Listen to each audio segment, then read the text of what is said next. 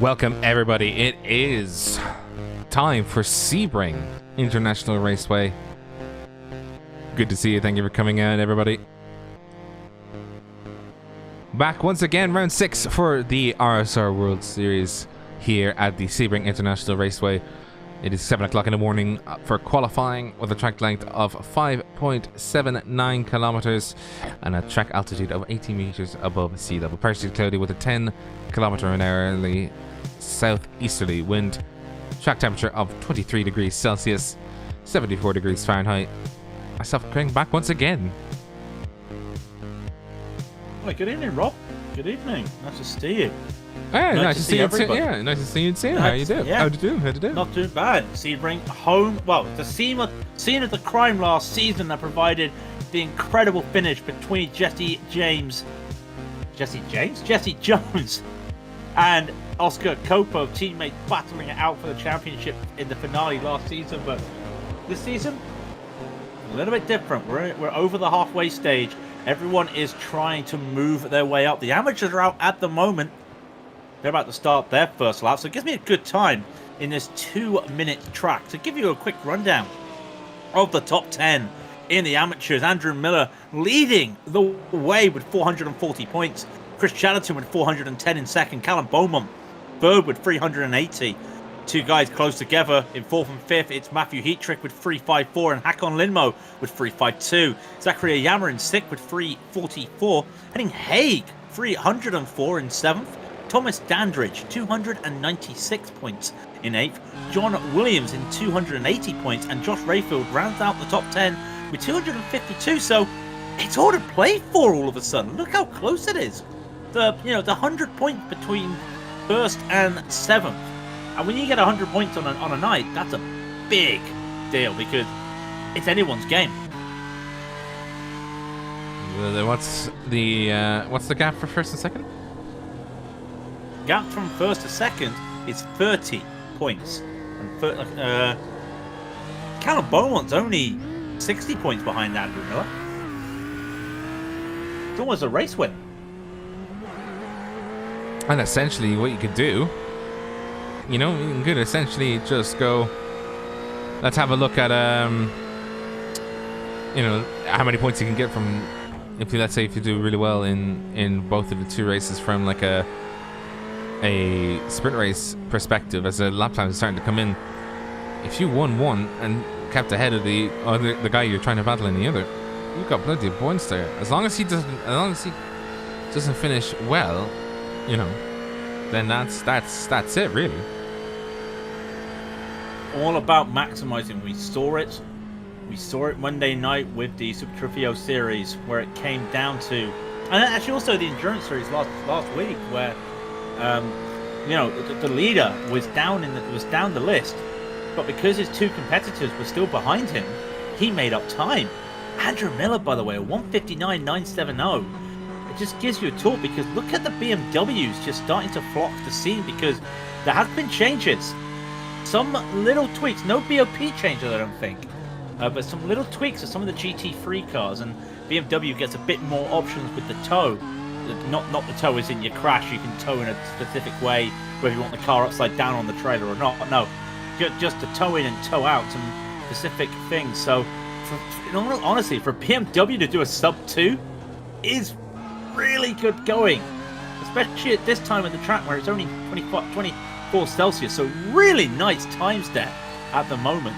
Really looking forward to the Midlands Sim Racing. The Simland Mid Racers. Yeah, I shouldn't be taking your joke. Liam Ahern, by the way, he won't set another lap. He's stuck with a 2-minute 5:59. We'll just see what the rest of them can do. I think Heatrick coming around to set another lap. I think that is Dodd ahead of him. No, it isn't actually. Let's see what Matthew Heatrick does.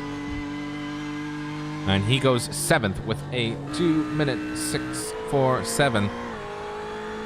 On board with Simon Dodd as he goes, and he's trying to improve from 11 with a 2:01.119.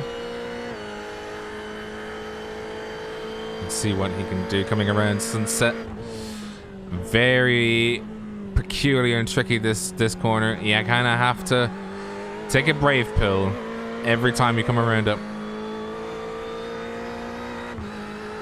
And he crosses the line and hits 10th. He only improves 1 position.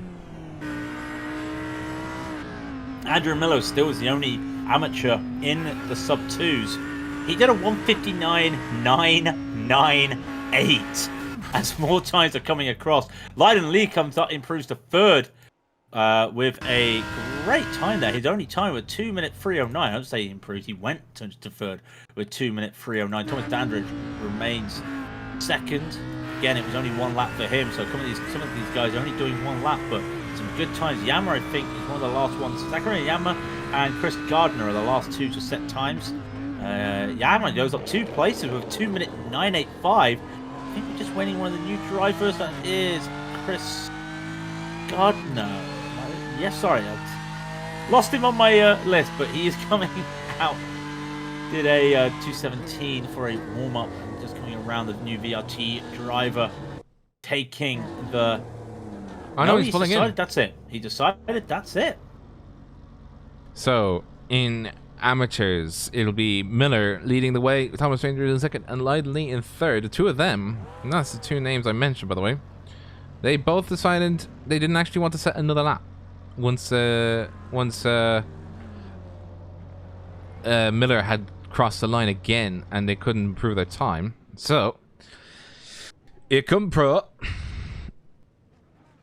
Send in the pros. Here come pro. I'm out with them machines. Those sim racing machines that these pros have. All very interesting. And look at the look at it all.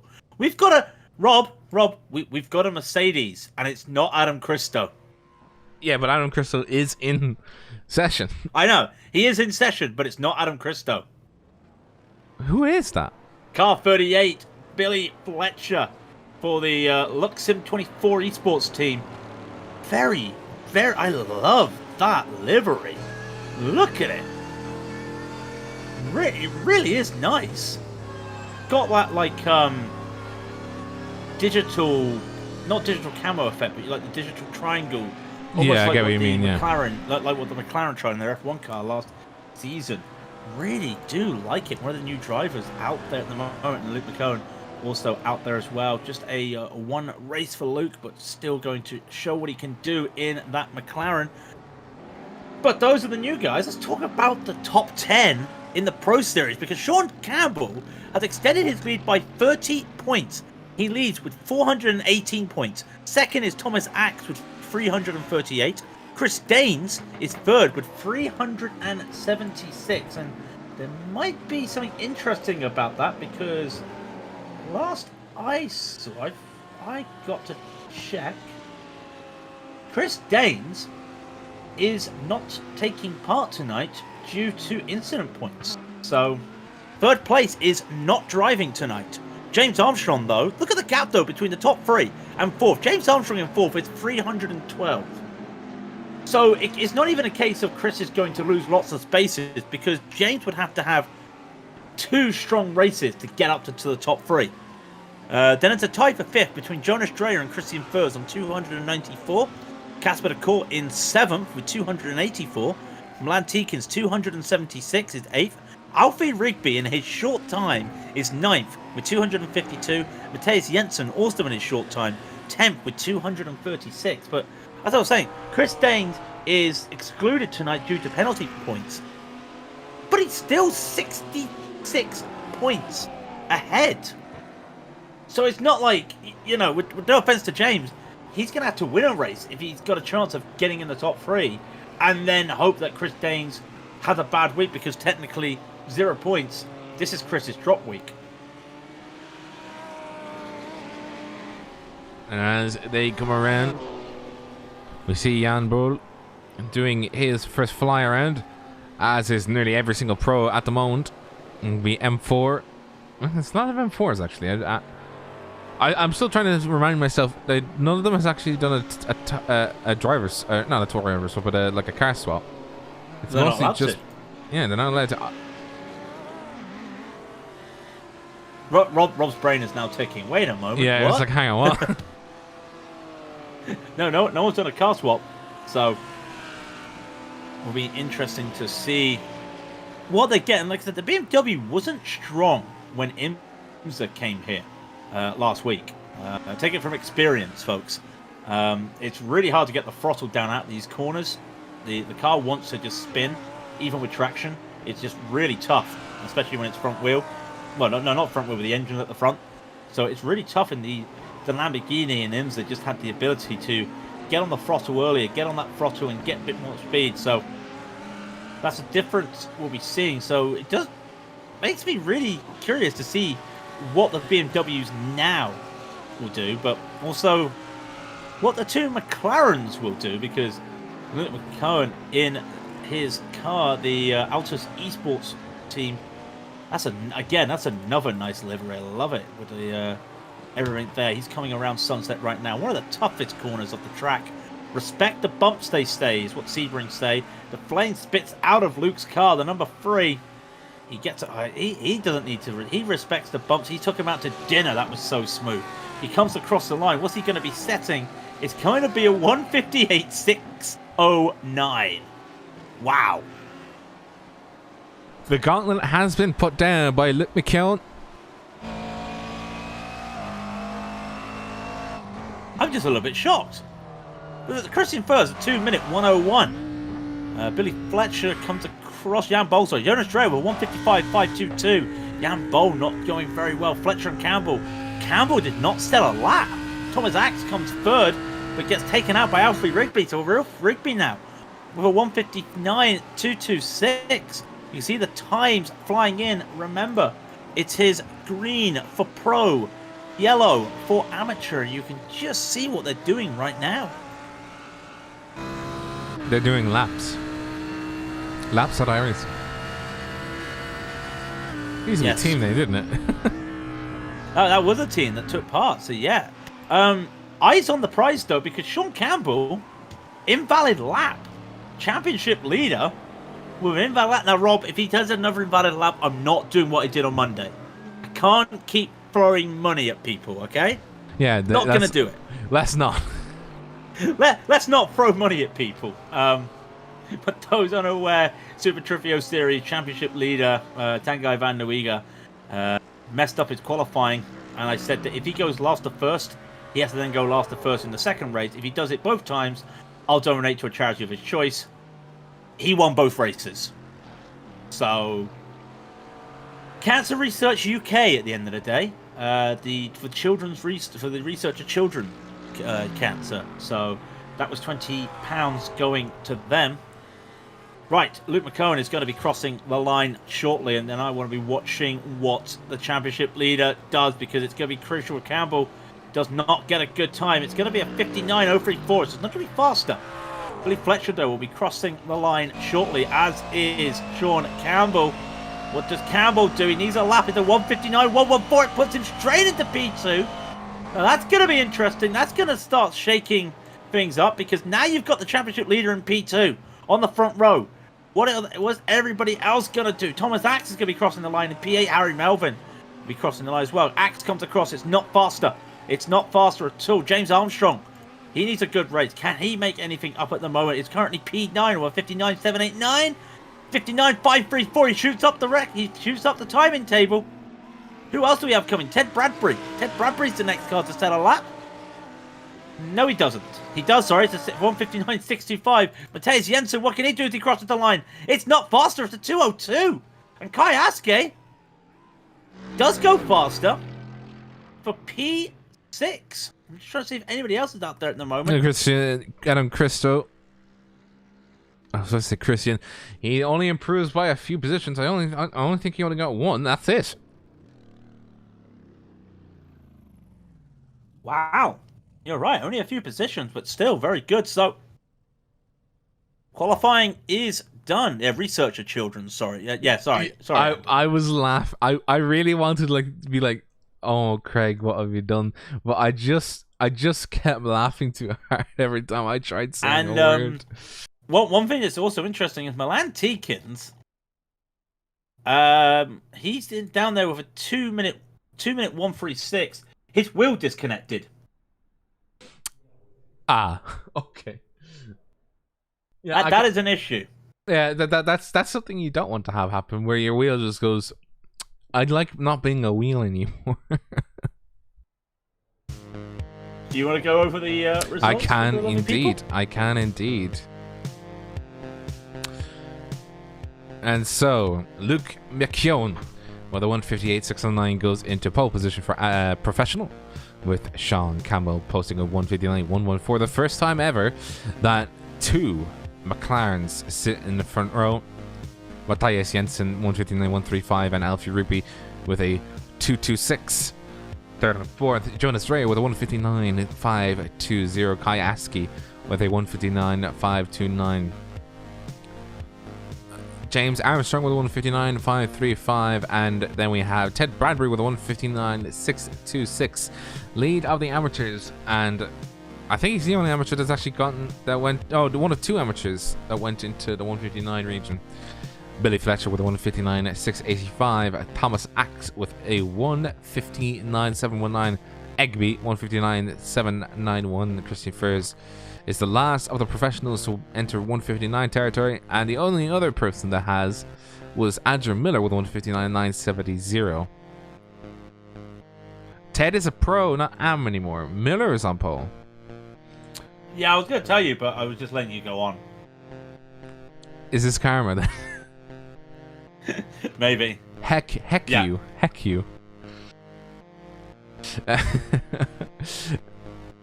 Andrew Miller is therefore lead of amateur with a 159.970, and the only amateur to break the 2-minute barrier.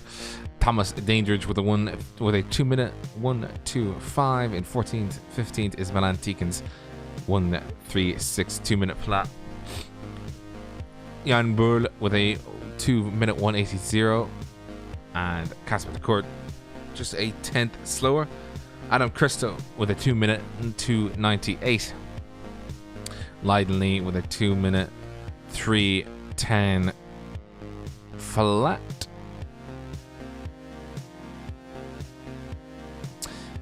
In Dawson, Andrew Fame, car 17 with a 2-minute 338. Callum Bowman with a 2-minute 346. Henning Haig with a 2-minute 4 flat. Harry Wills a 482. Daniel Gilding at 517. Akon Lidmo with a 2-minute 543. Lima Hearn in 26th with a 2-minute 559. 27th is Matthew Heatrick with a 2-minute 647. The amateurs are actually very close to each other. Like it's all 2-minute 889 for Chris Chatterton. Simon Dodd with a 2-minute 949. Zakaria Yama with a 2-minute 985. Mark Fleming with a 201 285. Dean Timms with a 201 381. John Williams with a 201 473. Mark Bailey with a 201 547. David Meekin with a 201 657. Alex Homerson with a 201 671. Harry Melvin, unfortunately, bad lap from him. 201 943. Let's put him right down in the bottom, I think, of professional. Ryan Hamilton, a 203 126. And oh, poor Gardner with a 217 979. You'll have to come back from that. I'm sure he will. But no, really is nice to see all those times not spread out, but so close together, like you were saying. A lot of the times for the amateurs in the twos, and it was really nice to see it. So it really just shows the competitiveness in the amateurs. And of course, one thing I always like saying with the amateurs is when they say pick a car and just drive it, don't try and go for flavor of the month. Pick a car you feel comfortable with. The amateurs, that just sums it up. One week it's a Ferrari, the next week it's a BMW. Maybe an Audi gets on pole or a Lamborghini. There's always somebody different. And then Andrew Miller turns up and just goes, no. No. But no. It is really interesting. Really do like that. So we'll wait for the session to load up. And Rob, I tried Hockenheim, one of the new content today. What did you think? Love it. Although you forget how flat it is. but I loved it. Well, it is. Wasn't that good? It is Tilke's early work. Well, Yeah. this is when he was actually still good at making something that was fun. Oops. I wasn't too good at it. It was the Ferrari, not the Ferrari. Sorry, it was the GT3 challenge. So it's basically a test drive of the new fixed GT3 series. Unfortunately, I picked up an Audi and I forgot that I can't drive an Audi very well. And yeah, when you don't know the track and you're learning it as well. I mean, I knew the track, but like you don't realize how tight that hairpin is. You don't realize what sections you can take flat out and everything. It was really interesting, but no, it is going to be good for the sim. And I say that when also people are like, Barcelona's going to be good for the sim, and now everyone drives it like boring. This won't be boring. There's a lot of, if you're not in like a downforce car, like a prototype, it's gonna have there's a lot of overtaking opportunities, and I cannot wait. Any motorsport news today? Anything interesting happen? Oh yeah. Just another car launch. The Ferrari SF21 released. I don't know if you've seen the photos. I hated it. I really did. Is it because of the green logo? Yes. You see, How? the only way that Ferrari could have made that look good is they then put white on the livery and go, look, it's the Italian flag. But they didn't. But I do like the contrast of the red going to the back of the car. It's got that classic red that they ran for the 1000th race. It's got that classic red at the back of the car, and it just fades in. But yeah, that logo in green. It sticks out like a sore thumb. It's like it really does. Hi. Like, and there's rumors going around that it was a last-minute addition. It's like it makes it even worse. I think the funny thing is, it's not that, but it's so Williams had their stuff leaked. I think another team may have had their stuff leaked. People found out the Ferrari livery by just changing the computer clock and just saying to your computer, yeah, sorry, it's now such and such time. Oh, okay, yeah, no, we'll let you in. Yeah, no, here you go. By just changing their computer clock, you're able to go on their website and see the livery. Yeah. As a programmer, that actually hurts me. I know. It actually, I actually feel hurt inside. My eyes water. Like that reminds me of the old days in Steam where you'd be trading Team Fortress 2 keys, and like you get a trade ban for 7 days when you purchase something, and like people tried to circumnavigate it by changing the clock. Their own clock on their and piece. it worked, and then Steam went no. And like it was like, yeah, we'll let you trade. No, we won't. You know, it realized that something was fishy, and then said, no, we're not having the trade. It was funny. It really was funny. Yeah, well, I mean,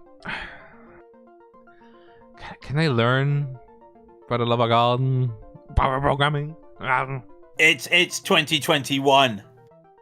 Just hire somebody off of Fiverr. They probably coded pretty well. And that's not a joke either. That is not a joke. No, Fiverr's got some really, in everything that Fiverr produces. I mean, you're going to get the bad ones, but you are going to get people that are really good at their job. I mean, it'll cost more than a Fiverr, but I'm looking forward to it. But that is the final car to release their livery, which means only one thing. Bahrain this weekend, the test weekend, will be very interesting to see. Really curious to see what happens to some of these I'm cars. just waiting for none of these cars to look the same. They're going to look similar, but they're not going to look the same from the press day to now, essentially. Or what do you mean by wing designs and stuff? When they tack on the stuff that they were keeping close to their chest. Oh yeah. Oh, a lot of teams are actually trying to use bits and bobs from like what you call it? They're trying to use ground effect cues. I thought ground effect was meant to be gone. No, it's coming back next season. Oh dear. Oh dear. Oh dear. Do you not get the reason why they're doing it? They're doing the 2021 regs, or well, now the 2022 regs. It was to stop the turbulence from coming over the car, and ground effect gives you downforce without the turbulence that is generated by the vortices. Wow. I did not know. Like look up the 2021 or the now 2022 like spec car. Look at the floor. I do remember. I do remember that a bit now when I think about it. Yeah, I do remember. I remember having. I was about to say thunder tunnels as well, and I was just like, that does not sound right whatsoever. Thunder tunnels. Thunder tunnels. It's called something tunnels that are on the sides of the car. They give the same effect as ground effect. It's something tunnels or funnels. Something. I believe you. I am looking forward to this year because this is the first time since I can remember, probably since like the 2000s, where the regulations have practically stayed the same because COVID just pushed what would have been. This was meant to be the year for the brand new car, and it's not turned up because of COVID. So they're basically just gone like, just throw everything, just do last year's. So the only team that's made a serious change is McLaren. They spent all their tokens, and that's so they because could now they had to. They had to. Yeah, because of an engine change, because of the contractual agreements. I still don't think I still don't think they should have been punished. I think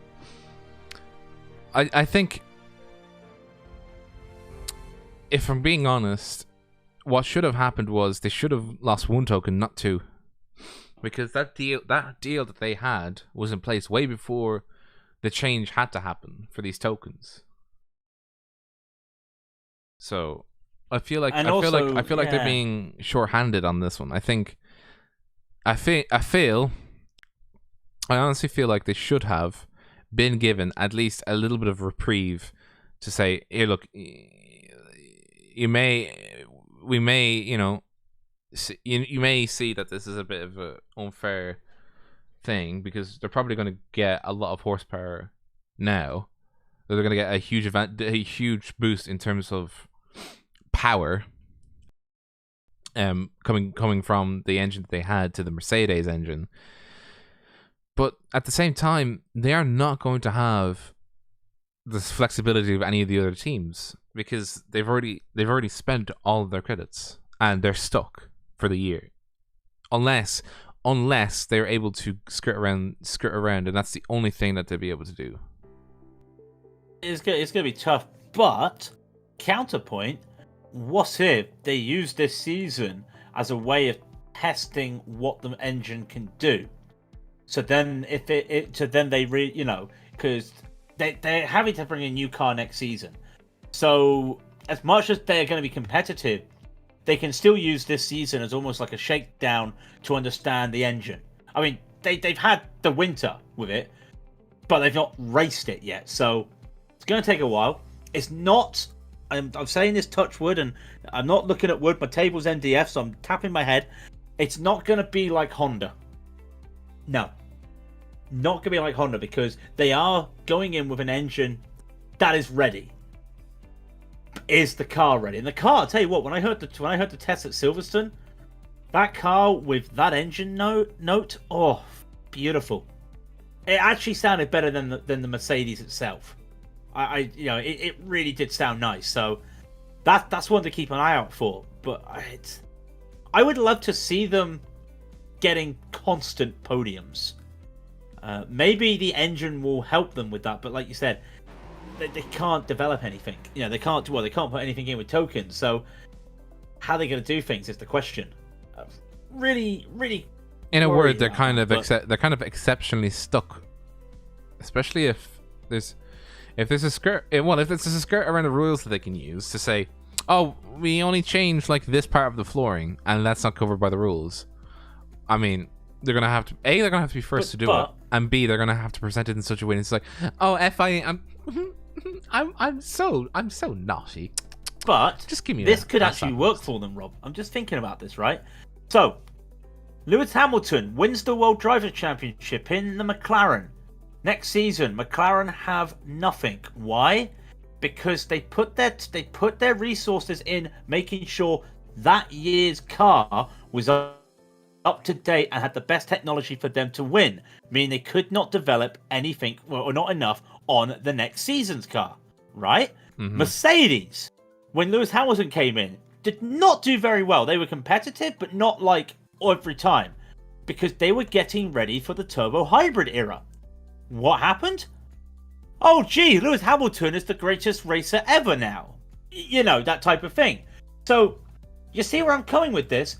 McLaren may use this because they can't make anything this year. That means they can spend all that time on the new car. I'm not saying they're going to have a Mercedes level of dominance, but I do feel they might have some sort of dominance. And because you can't really say, oh, it's going to be Mercedes again. No one knows. It's a brand new car. No one knows what's going to happen. Yeah, and actually, Double Delta has actually put a very good point. Haas has already stopped developing their car already. I mean, that's more in the cost issue for Haas. And if I'm going to be honest, if they can't do anything this season, they're probably gone. They're probably gone.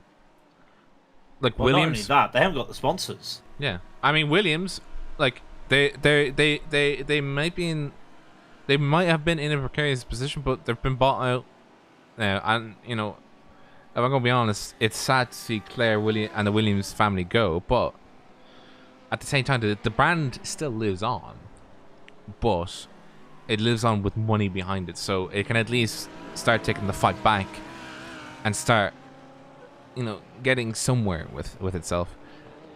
I just realised something. Has anyone checked the Williams livery for the Senna S? I forgot all about it. Has anyone checked? I haven't. And well, let me go get some water and I'll double check. Yeah, you double check. 4 minutes. If anyone doesn't realise, what I'm on about is ever since the fatal day that we lost Senna, Williams has always put an S, S Sierra. Sorry if my accent doesn't make it sound like an F.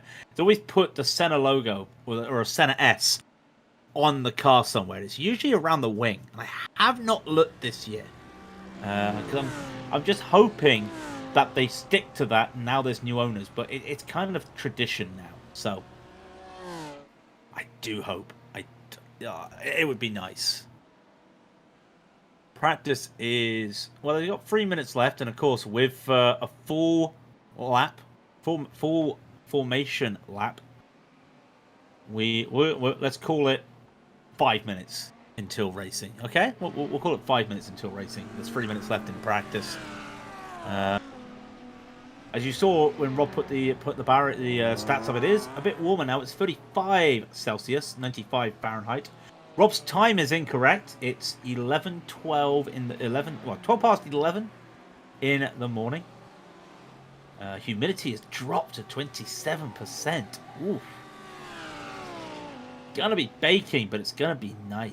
It's gonna be a little bit of speed there for the drivers with the clear skies, and I can't see a cloud in the air, so it's gonna be nice for them. Practice time, so they're all in the 2 minutes. Luke McCohen with a 2-minute 4:35, and Matthias Jensen with a 2-minute 4:86. So not really a big difference. I don't know if Luke was pushing or you know, if anyone had some assistance with slipstream there, but be interesting to see what the McLarens do.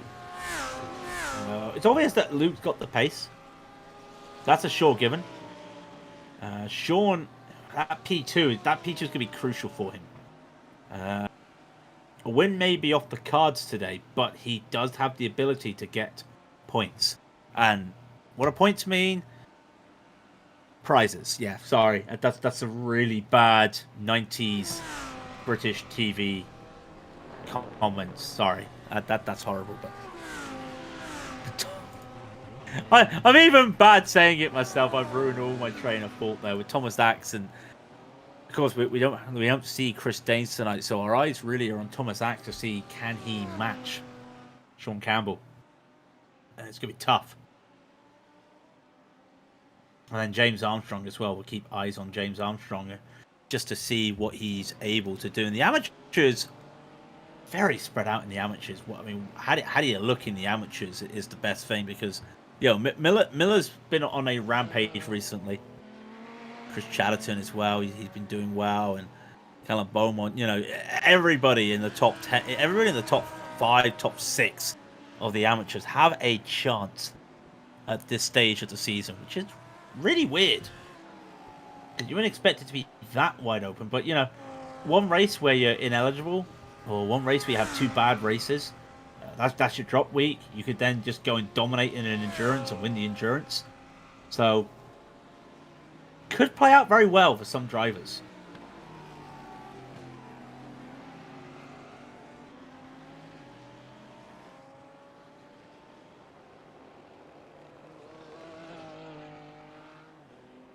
So come on then, chat. We're almost getting ready to start. Who is your money on for tonight's races? Who's your money on for the pros? Who's your money on for the AMs? And we're not talking real money. We're talking that pretend money, like Monopoly money. But who have you got winning the race today?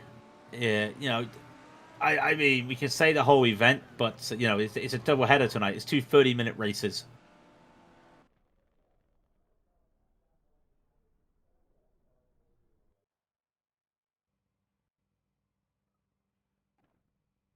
Marshmallow's all in on Sean. All in on Sean. Wow.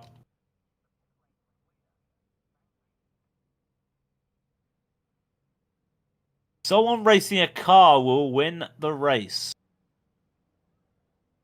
Yeah. Yeah. Yeah, they will. I don't know. Hang on. Plot twist. A BMW is not a car. It's a prototype.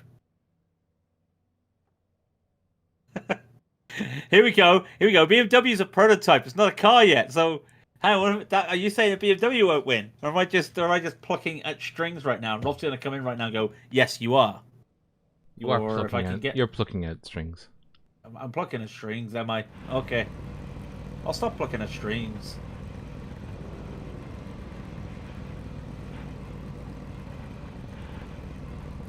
Well, Rob, I say this to you every time. Every time we come to Sebring. Are you ready for a full formation lap? Aye, aye, Captain. Probably one of the longest formation laps in the sim as well, being Road America is just long straights and not a lot of turns. So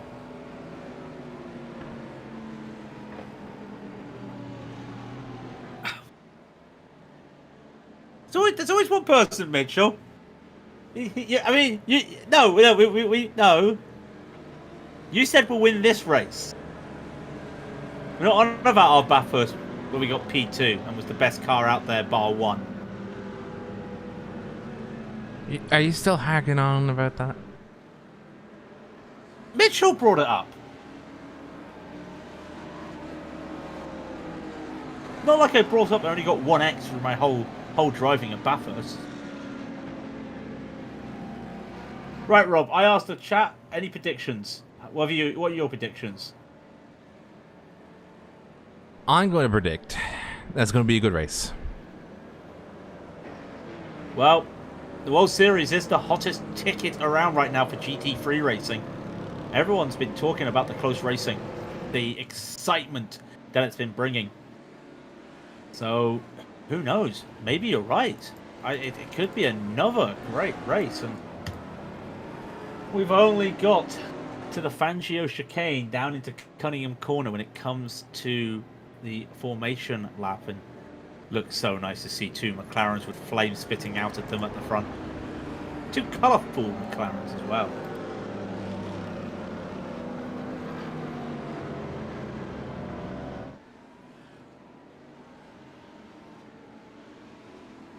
Don't forget, of course, this is 2 30-minute races. Reverse grid for the second. And, of course, as per usual, the pros and the amateurs are separated. They've come out of Tower. Down the Flying Fortress Straight. Why is it called the Flying Fortress Straight? Can somebody please tell me? Such a weird name. And then the Jean-Bien Bend. Coming up now, it's a very fun complex. Down into, well, it's still, that was Bishop, sorry, this is just Jean-Bien. Getting my names mixed up as take the lucky, the fateful trip off here onto the back straight, through Le Mans curve, down the Ulman straight. Luke McCone will lead them off with Sean Campbell. It's McLaren buddies, but not teammates, on the front row, and then 2 RSR drivers right behind them, and then you've got the likes of Jonas Dreyer and Kai Aski behind them. Project Dynamic are a little bit back, and we've got some new names, some old faces, but the same thing remains, that this is Raidillon TV, the only corner you need. 2 30-minute races around Sebring for the World Series. Rob, will you take it away from me, please? Luke McKeown will be your race starter. It's on his go. And as you can see, the dots are there. And they'll be led around. And the start zone is... He's coming up to the start zone. And off he goes. And it is going to be 30 minutes racing. As a lot of them come down there, it's going to be 2 wide in the back. There's going to be 3 wide in the back. Oh, crikey. That is Jonas Dreyer, I think. It is Jonas Dreyer having a... Oh, my... This gives me a heart attack. Oh, that is Ted Bradbury sliding a little bit as he's trying to navigate around. Everybody in the pros is around, but it's not out of the woods yet. As they're trying to negotiate each other, just saying, howdy doos, I'm here, right? Mistake from Campbell. Mistake from Campbell. Alfie Rigby took it 2 wide from turn 2 into the Gurney Bend. And Campbell just not get on. He's on the dirt. He's gone down the order. Alfie Rigby's up to 2nd from 4th. What a start. Ted Bradbury trying to make some moves as well. How's the amateur? We didn't get a good talk at the amateurs, but Andrew Miller's there. Thomas Dandridge not had a good start. Not either as Dawson, but Callum Beaumont has launched away and overtaken them. He's also made a couple places up. He's in P2 for the amateurs, as the rest of the amateurs are just grouping up. Looks like a late move from Andrew Dawson on Thomas Dandridge at the hairpin. They're going to be side by side through the Fangio chicane. If they hold on to this side by side, it will be down into Cunningham. It will be Dawson's corner as he's on the inside. We'll just keep eyes on that. Goes with the braking, and Dawson makes the move stick. Good racing, but a very interesting start here by the pros. Campbell going down the order as McKeown just pulls away right now. I mean, what can Rigby do? Alfie Rigby, where is he? He is in 2nd place. Luke McKeown has checked out. He is 1.1 seconds ahead of the rest of them, and that is Sean Campbell on the inside of Kayaski. He was coming through, just coming into Sunset. He doesn't continue.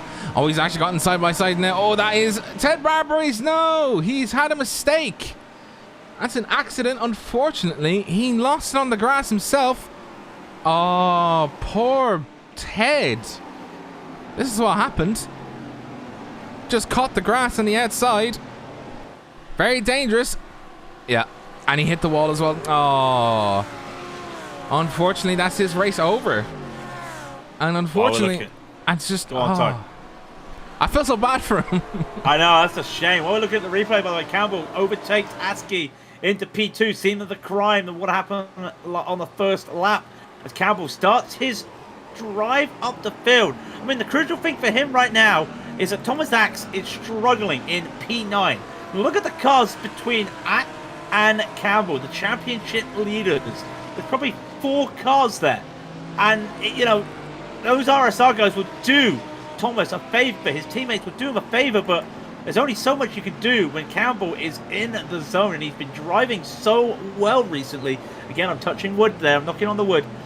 He's been driving well recently, so he's just got to be careful. But such a massive gaggle of pros behind him, though. Look at them all. That looks like that's from Kayaski down to Thomas Axe is a second. So, wow. Christo is being hounded by Casper de Court. The Mercedes driver. Oh, we've got Armstrong and Drea's off at Le Mans. Sorry.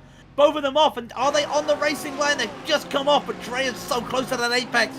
He's having to turn around. A very weird move. They both took that side by side. And it looks like they could have made it, but... Oh, they touched. They did touch. Oh! I think Drea may have turned a little bit too early there. But they both had the line, so that's unfortunate. Melvin and is trying to... Sean Campbell with Jensen. He's going to overtake Jensen. He's side by side with Matthias Jensen through turn 1. Sorry, through turn 1. He'll have the inside for turn 2. Does he make it stick? Late on the braking. Makes it. The return of Campbell. He's got to overturn a second and a half though on Alfie Rigby. Oh, I've done it again. I showed the Nicolas Cage face. Completely by accident. Started in second. He's now back up into third after dropping down to fifth, wasn't it? Sixth, I thought. No, yes. Was it sixth or fifth? Something along those lines, definitely. But he's being absolutely hounded by this man. Matthias Jensen started third, wishes to stick third as they come into Tower. I think this is Tower. No, that's Cunningham. Oh, the next one's Tower. I keep mixing them up. Sorry, Cunningham into Tower now. Does he make the move? No, he sticks behind. He sees Kayaski's right behind him, so he's not going to risk a biscuit. He's going to keep him there. Just look at Rigby. He's got a nice gap, and he's happy with that. But it's in both ways, because this man, Luke McKeown, he's here for one race. Look at him. Man's just dominating out here. Oh, you almost cursed him. He went on the grass. You almost cursed him. You gotta stop doing that, my man. You gotta stop doing that. I opened the stream to rob misnaming the corners. Seems fitting. Yes, absolutely. So we gotta be careful. We gotta be careful, of course, because we gotta keep our eyes up because Thomas Axe, is trying to get up the field. I'd say there's somebody else that needs to get up the field. It's Chris Chatterton in the amateurs. He is not having a good time. He's behind two slow-mo cars, and then that's Ferrari. He's got to get by. Well, what? That's another Ferrari, a Lambo, and two Lambos. While Andrew Miller and Callum Beaumont are just out there. Miller's a second and a half ahead of Beaumont, as Beaumont's just trying to make sure Andrew Dawson, the newbie, doesn't make a run for his money. And Dawson will be pulling Dandridge along with him, so we've got to keep our eyes on where Chatterton is, but he is losing a few spots at the moment. I think there's 6 cars between him and Beaumont. And that's P2 for the championship there, so all to play for. But he has to find the next 23 minutes. He has to find some places. He has to be brave. He has to be... Well, he has to take risks to a degree, but he has to play it safe.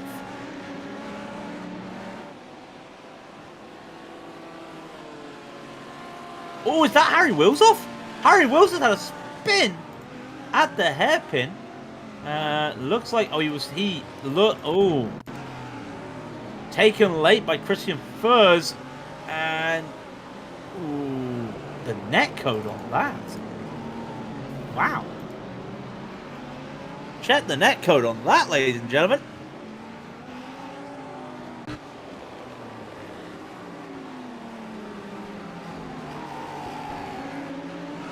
Quite some net code. Quite some net code there. So, there's Andrew Miller. There's Callum Beaumont. You can see the gaps they are doing.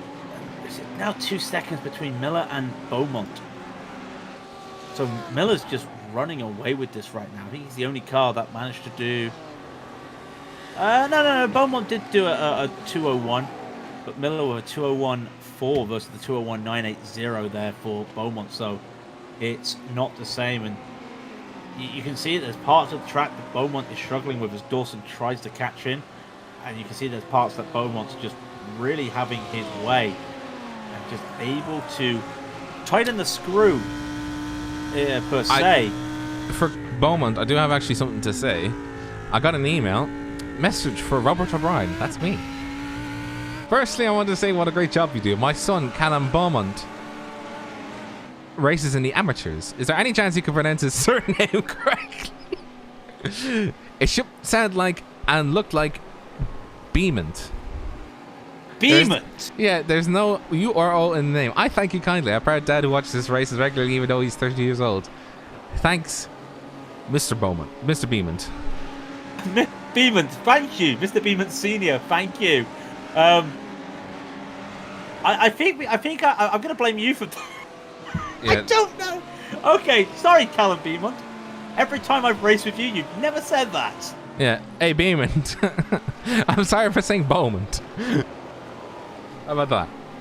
Wow. I'm very happy to facilitate that. We fix his last name. Raidillon TV, the only people you need to get the names wrong. So it's pretty spread out at the front of the pro field at the moment. Rigby's in his own little world, 2 seconds between him and first and him and third. Campbell's trying to pull away from Jensen and doing so successfully at the moment.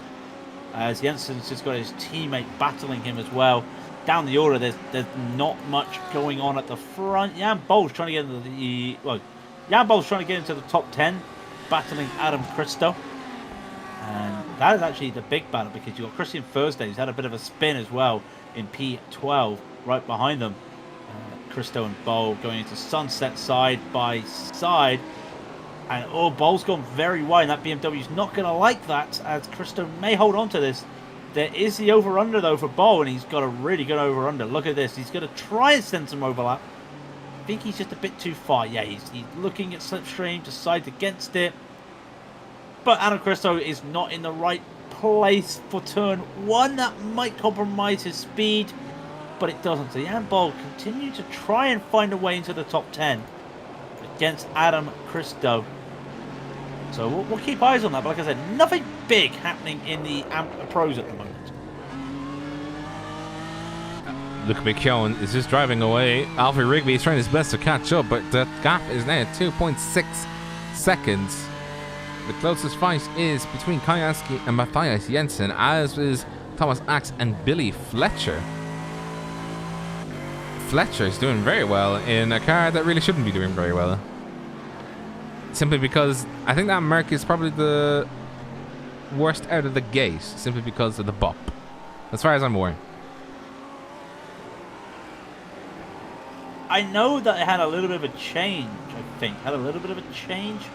during the update, but yeah, I still think it's one of those tough to drive cars. So make 3 places up to get 6 is one hell of a drive. I mean, Adam Christo's made up 6 places with that car, so that just says that. But just really good, just really good driving there from the Luxem 24 driver with that lovely geometric livery. I can't get enough of looking at that livery.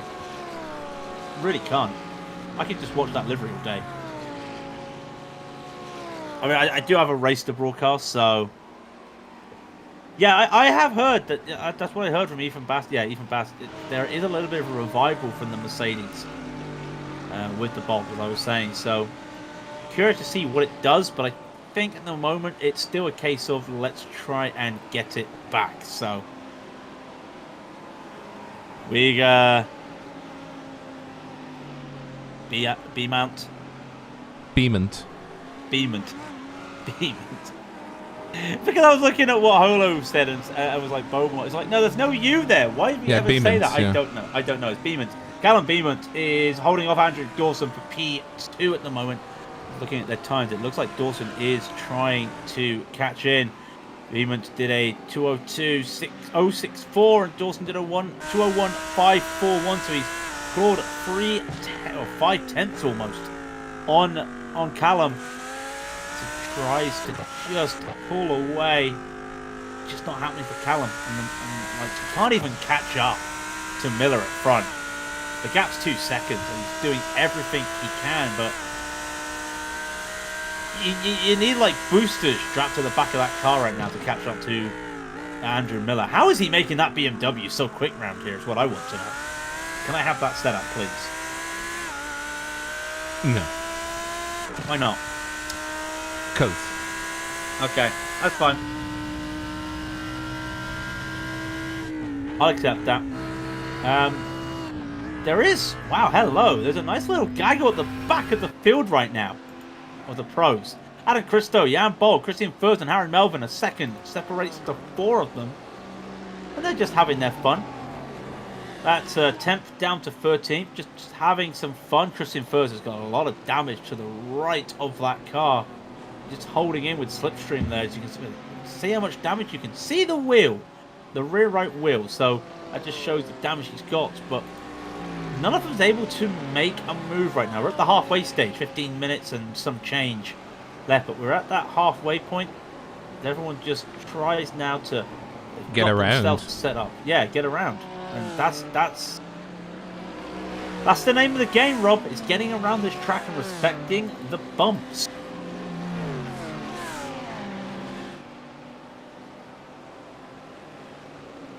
But like I said, there's nothing apart from that little battle and Jensen and Askey just racing each other as teammates. There's nothing happening in the pros. It's rare we say that. When was the last time we had a quiet pro race? I don't think we ever have. Have we? Not really. I mean, that quite-ish. I mean, it depends. It depends. It depends on the track.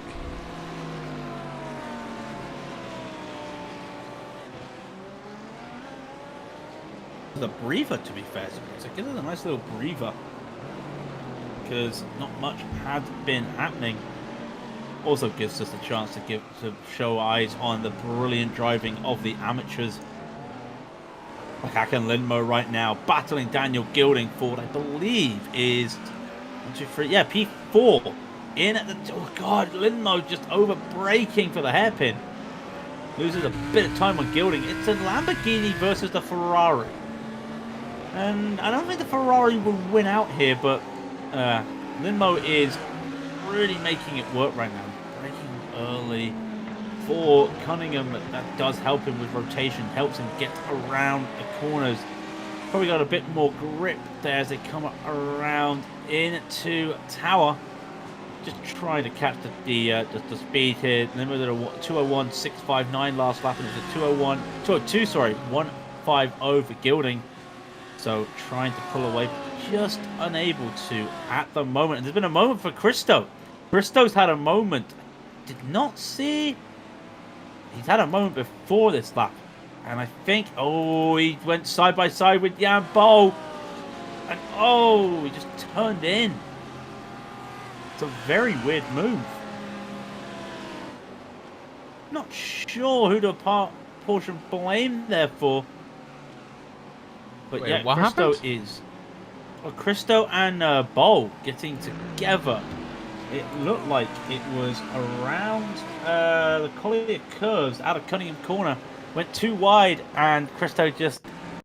I think it's the case of one started turning in, the other one just wanted to turn a little bit later, and that just caused a little bit of connection between the two of them, which is a shame. But now we've got Harry Wheels splitting up. Well, Andrew Dawson now 2.5 behind Beamont. So the amateurs are now starting to split stuff. Where's our battles? This should be happening.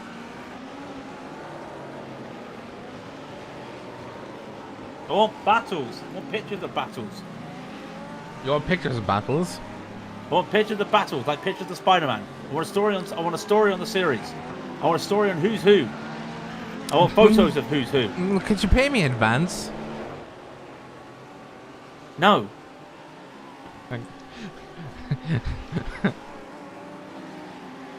No, because if I paid you in advance, you just take the money and run. Hang on, I have to do this now. Hang on, I have to do this now. So, Craig, could you pay me in advance? And this is what Craig's reaction is going to be like. No.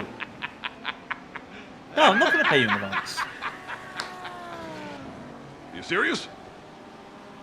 No, I just played the Spider-Man 2, like when he was in the office, the office, and he asked, "Could you pay me in advance?" I played the laugh track.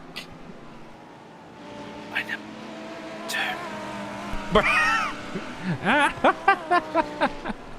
You serious?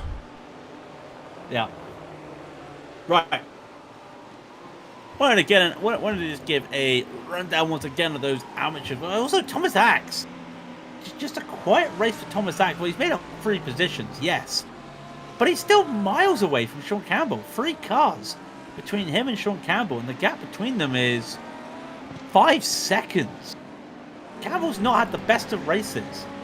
But he's able to pull away. And after those mistakes at start the race, get a P3 against the drivers in front of him is very impressive. But the amateurs, Callum Beeman is trying to get up to Andrew Miller, but it's just not happening.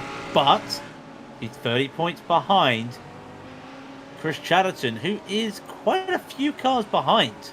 And I mean a few cars behind. We're talking 6 cars behind. So he's battling. He's in this little gaggle right now between Lee Mahern and Thomas Dandridge, the 2 VRT boys, and Chris Chatterton in the Eclipse Racing Ferrari.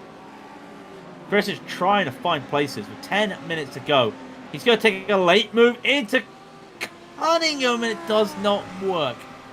That was going to be a bit close. I think he realised that. Harry Wills has had an off as well. Well, Jonas Dreyer and Milan Tikins are absolutely diving at each other right now. Well, not diving, really? But you get what I mean. I was keeping the cameras aimed at them. I get what you mean. And look at the defense. Look at the defense when Tika's going to the inside. Sorry, he's already got some paint scraping on the left side of that car, but Dreyer's got such a better line. He didn't even need the slipstream almost into Sunset to go. They do have Harry Melvin in front of them, so while they're battling, they've got another car they can try and take advantage of. Was that speed or what? Well, then again, we do know Tikins has a bit of a bent wing, so that could be the reason.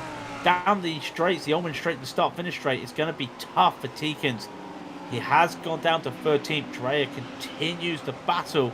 Harry Melvin's the next car in front. If he can make a move there, well, he'll have himself 11th place. And, you know, with 9 minutes remaining, can he get up to Christian Furs? Be a tall order, but stranger things have happened in this series, as Christian Furs knows very well.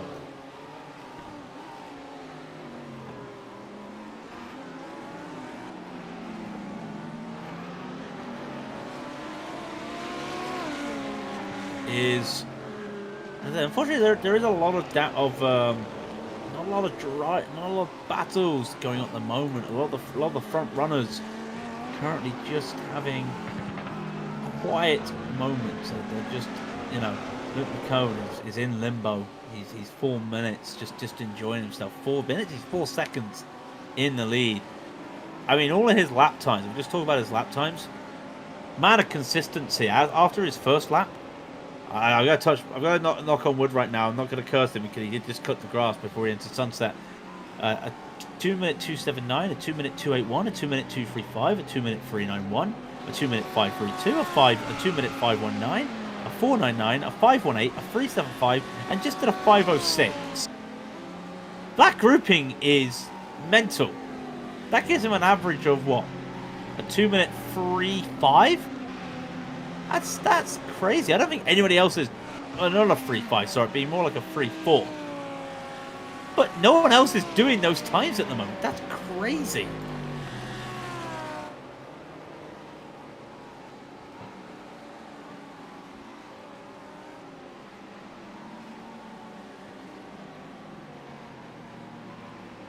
So it's all gone wrong for Tikins, by the way. He's lost some time. He's lost a lot of places. I'm not sure what's happened to him. Tikins go, he had a slide. Well, that was before, was it? Yeah, he had a slide coming when he was battling. When he was battling the boys, he was unable to.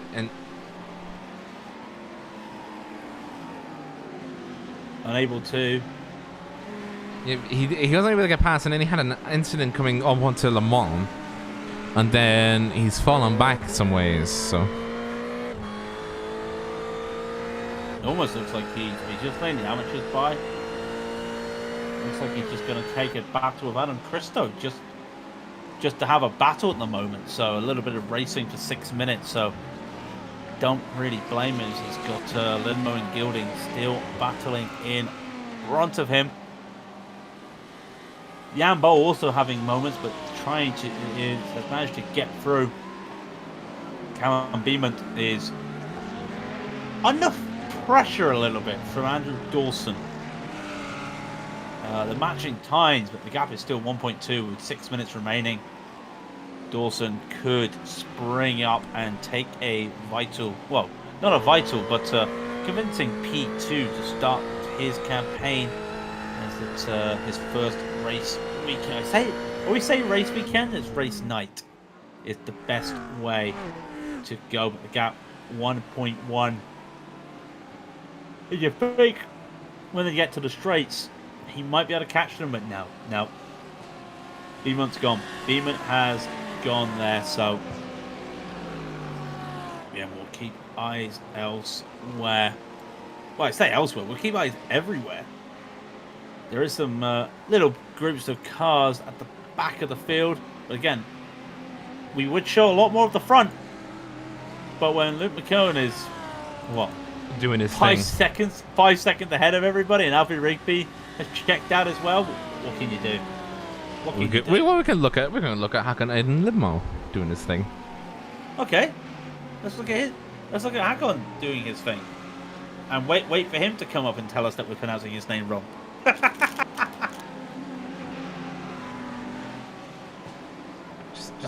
It's just you know, it's just Raidillon TV things, okay?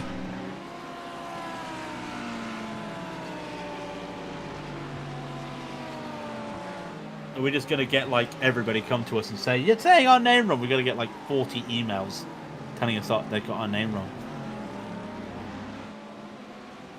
We're going to be... Oh, dear. Oh, dear. We get Ethan Bass coming up to it saying, actually, it's Bourse.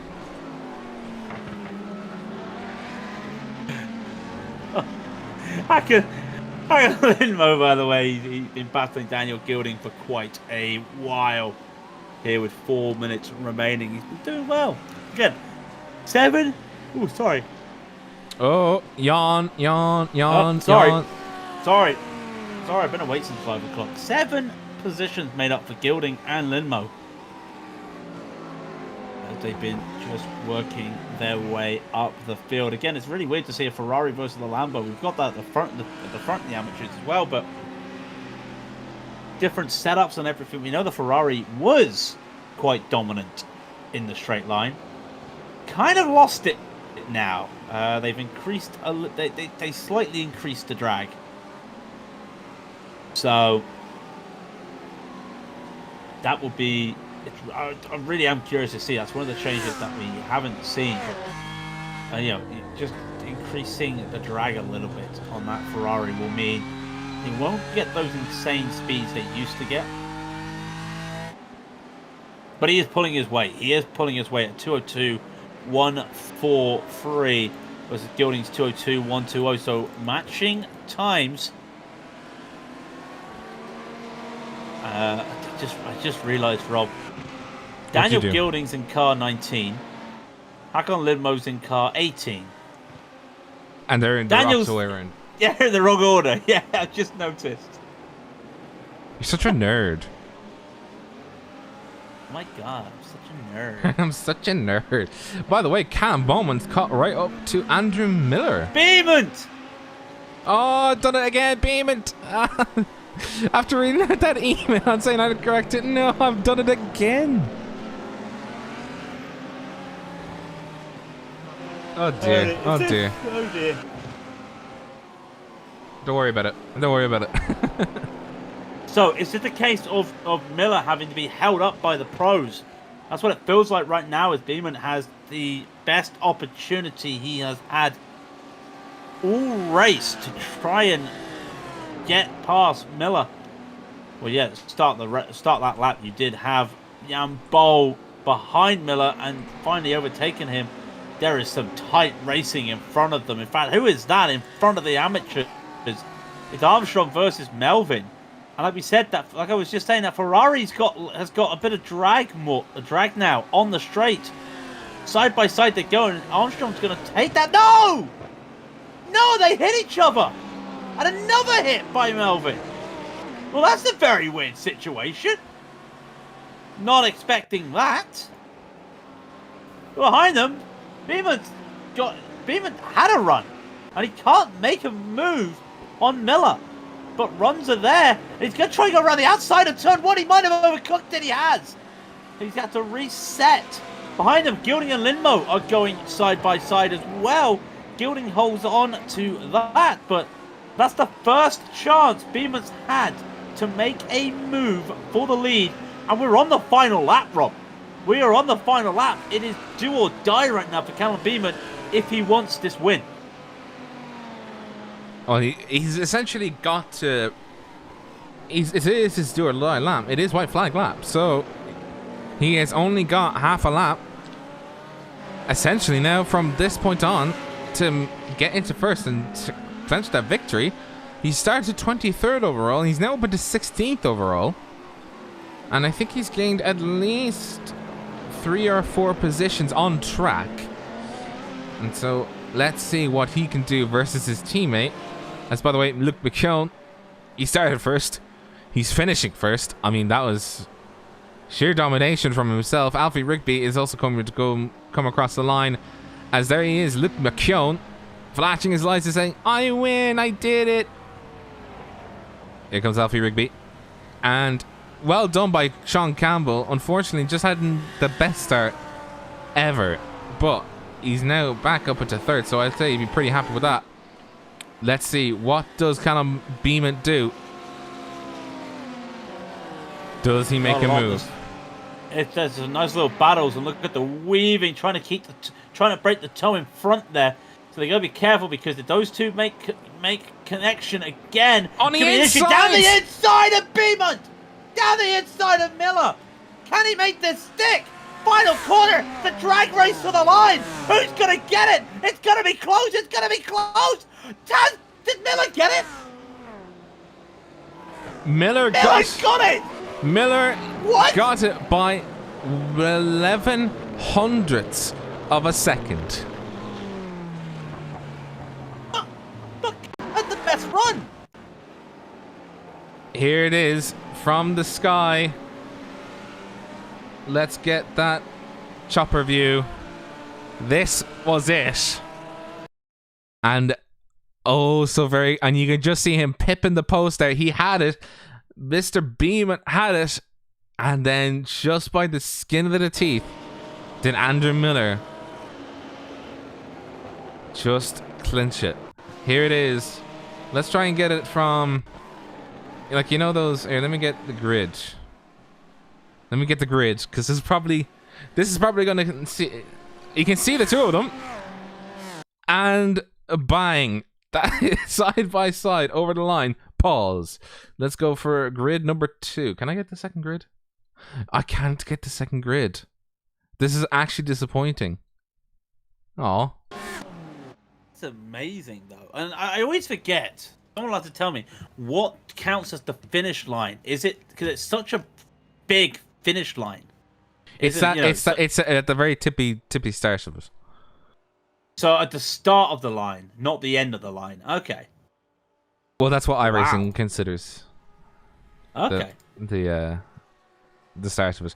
Anyways, I'll let you run through the qualifying result or the race results. Sorry, the race results. I was going to say, yeah. Well, Luke McKeown started first, finished first, dominant. 7 seconds almost was the gap between him and Alfie Rigby, who comes home in P2.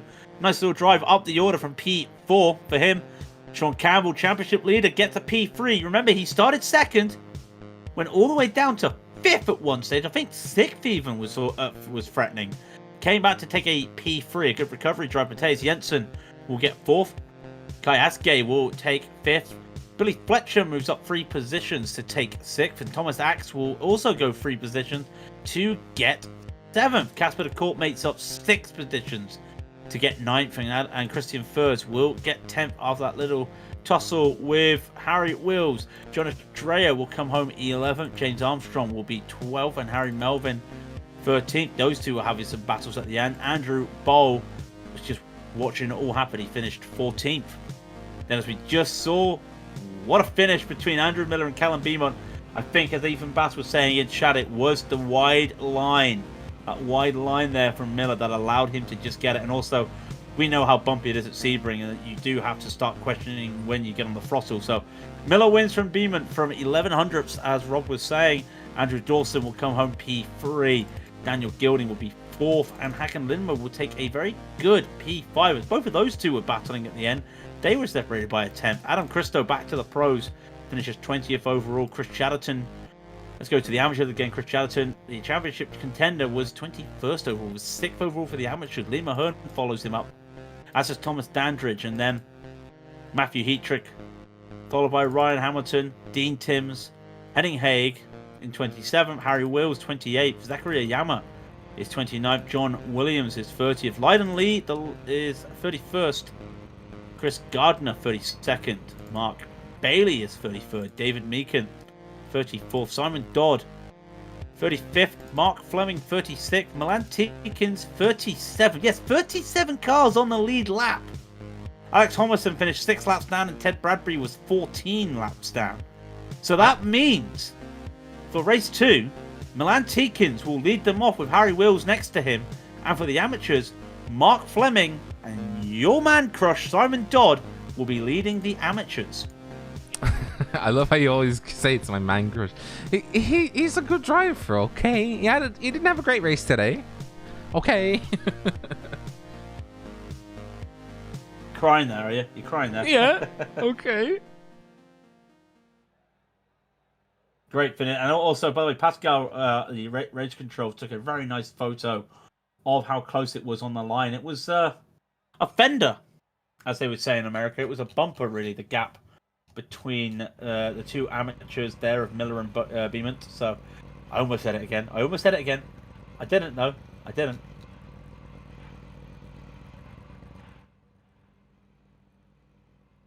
But yeah, it was a very fun first race. We got race 2. Are you ready for race 2? Because we got to wait for Are you ready, kids? I can't hear you. Oh. I can't believe how close you sound. How close you sounded there properly. Like I couldn't. Yeah. Oh, who lives in a pineapple under the sea? And so many yellow are porous to see. You know the lyrics?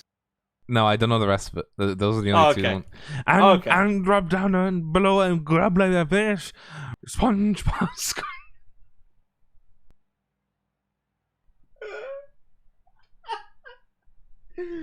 Oh no! Oh no! Gonna get copyright strikes for sounding like the sailor. Yar! Oh dear. We are very professional. Yeah, 100% professional. We're just waiting for the second race to start. I'll tell you what, Rob. Not only did I get to try Hockenheim, because yesterday was the patch day, I got to try out Bristol Dirt, and I'll tell you what, it's horrible in a cup car. Oh god, it's horrible. But I was then watching it with proper dirt oval cars. Well, are they really called cars? They're sprint cars, yeah, with wings on. And I was really impressed how nice the track looked and how nice it was. But yeah, I'm not looking forward to when NASCAR goes there on iRacing. It's not gonna be good. I might have to with iRacing now doing what they do, where if you do an oval series on a dirt, it counts to your dirt license. May have to do some dirt oval just to get my I rating up, so I avoid all the oval guys just bulked in, because I do have a dirt oval I rating. It's 1308 because I literally got out of rookies and just left it. So I might want to like buy some content just to get out, because I don't want to be. It's gonna be one of those things. It's like what's happened with NASCAR doing road, where basically you can tell the people who don't really do a lot of road because they're at the bottom splits, not because they're bad, but just because they focus on the ovals. And that's the same thing that's going to happen with the dirt oval. But no, I haven't tried anything else out. So I've yet to see what else there is out there. Oh no, I did do the super speedway, but we don't really talk oval. It puts Rob to sleep. He doesn't like oval. So yeah, we don't talk about it. We don't talk about it, okay? If Rob asks, we didn't talk about the oval.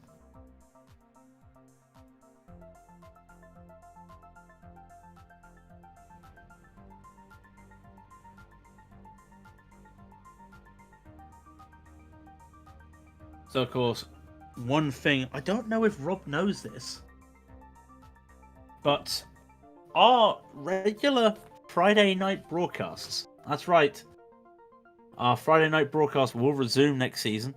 Won't this week because, you know, it's week 13, but bit of a name change. The European Sprint Series is no more. Say hello to the Pure Driving School European Sprint Series. That is going to be. It's nice to see. Nice to see a company sponsoring the series. I must admit. I really am looking forward to having, you know, a sponsorship. Of course, as many people know, we also do the Huskenveld GT Challenge. Then, of course, the RacingSimRigs World Series. So everything we now sponsor, everything we now broadcast as a sponsor. Sorry, everything we now sponsor. No, we don't sponsor anything. We don't even pay. We don't even pay drivers to, you know, we don't even pay them to put our logo on their car. We just get on our hands and knees and beg them.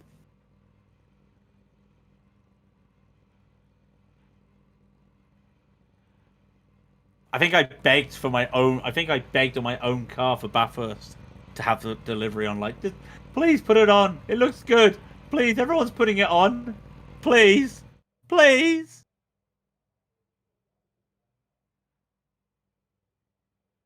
Can I? Are you back then, Rob? Are you? I never left. What do you mean? You never left. So, your thoughts then on the Pure Driving School European Sprint Series? My thoughts on what? The Pure Driving School European Sprint Series. I haven't actually seen that yet. Is it an actual thing? Is that actually a thing? It is an actual thing. Pure Driving School is sponsoring the European Sprint Series. Can we go back in time when it was just ILMS? I will say this though, from what I understand, they're not sponsoring the endurance series, just the sprint series. I still want to go back in time to a simpler time, a happier time, when it was just the ILMS series. Yeah, I don't blame you. I'm gonna make you cry right now. I gotta find this because the great Rob Crouch has done his stats for each major series once again. And I was looking at the LMP1 earlier, Rob. 65 LMP1 drivers raced in 8 or more weeks in LMP1.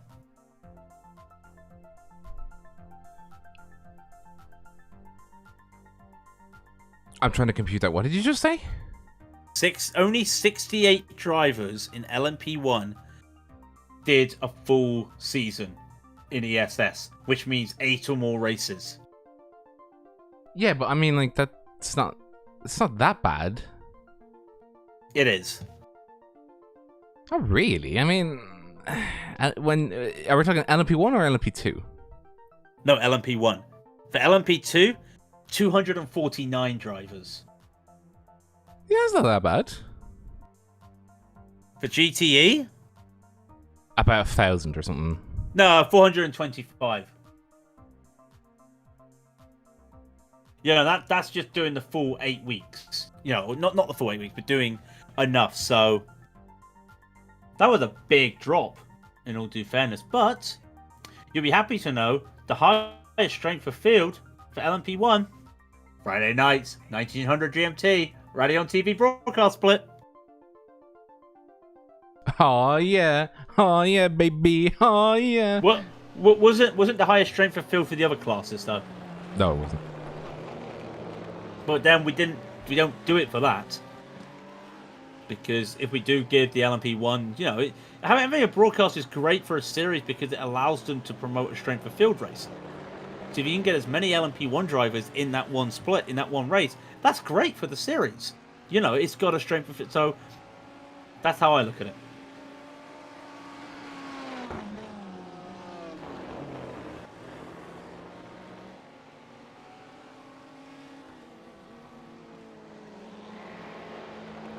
Right. So. I'm not sewing. I didn't mean it like that. I love to wind you up. That's probably your favorite thing in the world, barring, you know, remembering things that I should have remembered, but I didn't remember. I thought you were going to say bar talking. I wouldn't be that cruel. I got told to shut up on an oval this week. And the best thing was the guy said, I'm sure it's in the sporting code that when it's green flag racing, you shut the F up. To which I then responded, it's also in the sporting code not to swear at people. And then the best thing was, I've started using this, I said, look, if my colleague can't shut me up when I'm broadcasting, what chance have you got? Ooh, no, that's true. That's very true. Rob's just like, hey, wait a... No, you're right. Yeah, you're right. You're right. Yeah.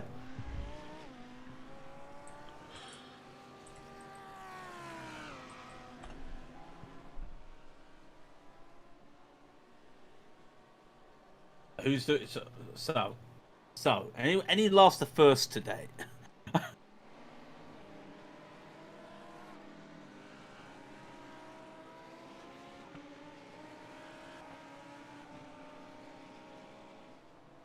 By the way, folks, we're 6 minutes away from DART, the formation lap. Track temper 26 Celsius, 78 Fahrenheit. That humidity's gone up, it's 43%. So, nice bit of humidity here.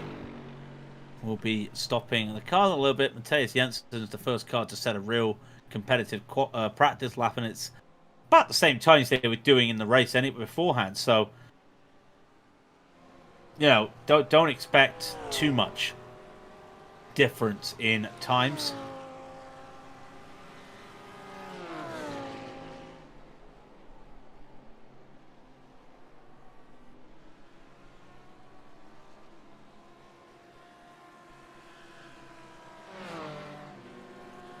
So we've talked about... Okay, here's one for you. We've talked about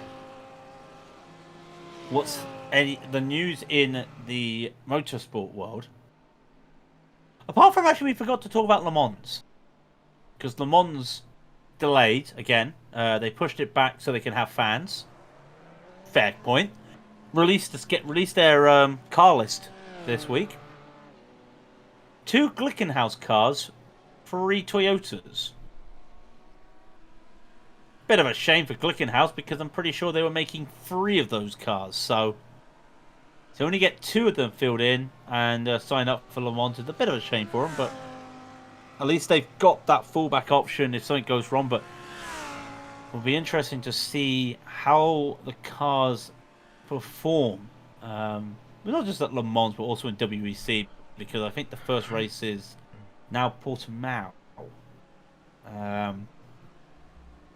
I know they lost They lost one race. I think they're doing Portimao first.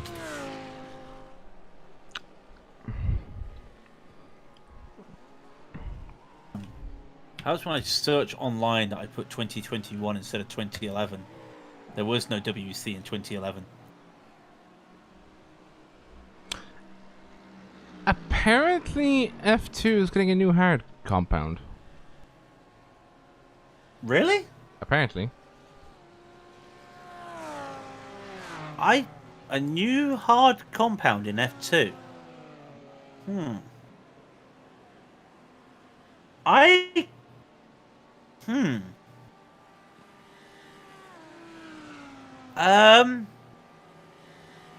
Yeah, no, I kind of like that. Just mainly due to, do I like that? I mean, on one hand, that means the drivers aren't going to be suffering in the sprint races. On the other hand, that means we're not going to get the drama of the sprint races where a car doesn't pit because it's not you don't need to pit in sprint races. Doesn't pit and almost gets caught out on the last lap by a car that did pit. So yeah, you missed that opportunity, but will that mean we get more aggressive and safe aggressive, but better? It's do we get that type of racing in F2? That's gonna be interesting. But only F2, not F3. Not sure about that. Alex Jack will be back though. The now will be doing the F1 commentary for Channel 4 in the UK, but also keeping his commitments with the FIA to do Formula 2 and Formula 3. Not the W Series. How on earth is he actually going to be able to do that? I really want to ask how you're going to do F2 and F3. He commentates F2 and F3. He just does. Yeah, but he's done that all the time. He's done it for the last 4 years.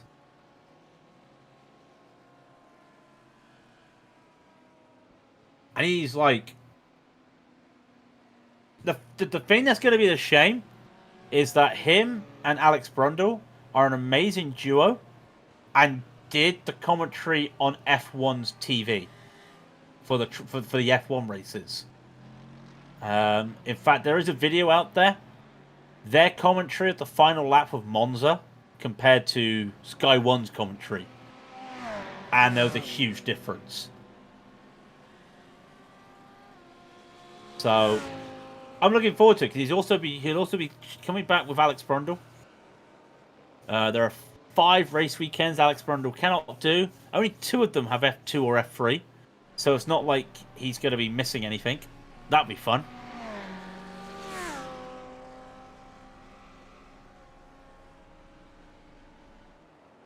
The band back together. Yeah, the band in a weird way is getting back together. But imagine if you had 2 Brundles in the commentary box. Big Brundle Senior and Brundle Junior. That would be OP. Be overpowered. Everybody would go into a black hole just being like, I heard the second coming. The 2 Brundles. The 2 Ronnies. You do the 2 Ronnies. What if you put the 2 Brundles together with Crofty? You'll get stereo right. You are Crofty. You're right there, Crofty. Oh, that'd be good. Have you seen the quick 30-minute show of Martin racing with Alex at the Nordschleife? I haven't actually, no. They did a VLN weekend. Martin got his license to race around Nordschleife, and they did VLN. And they would have won their category had Alex not had a puncher near the start of the Nordschleife.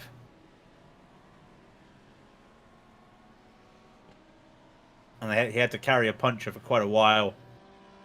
And I think they came P2 overall, but they would have won their class had he not had that. So that was interesting. Like Barney waving the flag, it still amazes me how much vigor that man has got after all these years.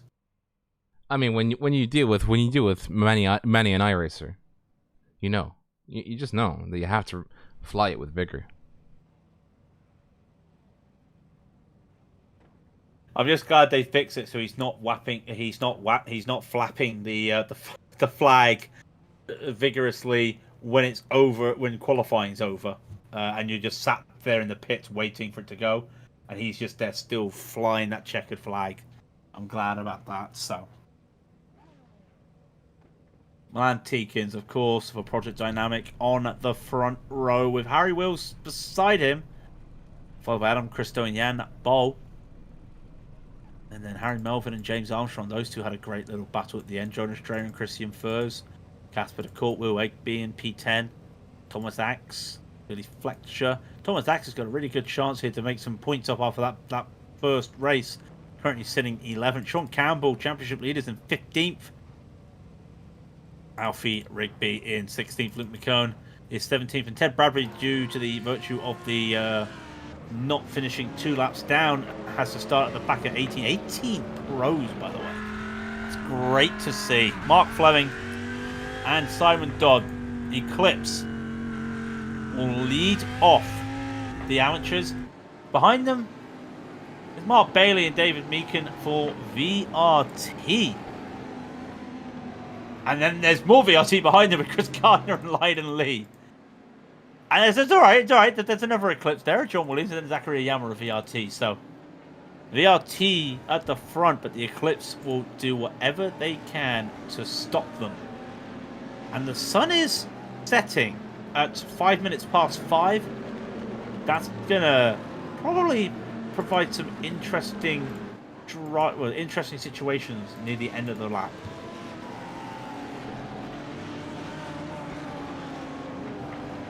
Milan Tikins and Harry Wills will be the two that will set off for pros. Simon Dodd and Mark Fleming will be the Eclipse front row. All Simon needs to do is get a good start, because VRT is there, and there. In the top 4 rows, it is literally occupied by VRT and Eclipse. 3 Eclipse, 5 VRT. I am most definitely sure that Mr. Dodd is just trying to, think to himself, oh please, let this be a good start. As they come around, I think this is Cunningham, it is. Twisted Racing versus Project Dynamic will start you off. Then as we go backwards, we see the likes of the SAP AMG in black and yellow, just like the song. Ian Bull, Melvin, Armstrong, Dreyer, Furs, Core, Egby, Axe, Fletcher, Askey, and the RSR boys are all occupying the back. Essentially, they're all in the back.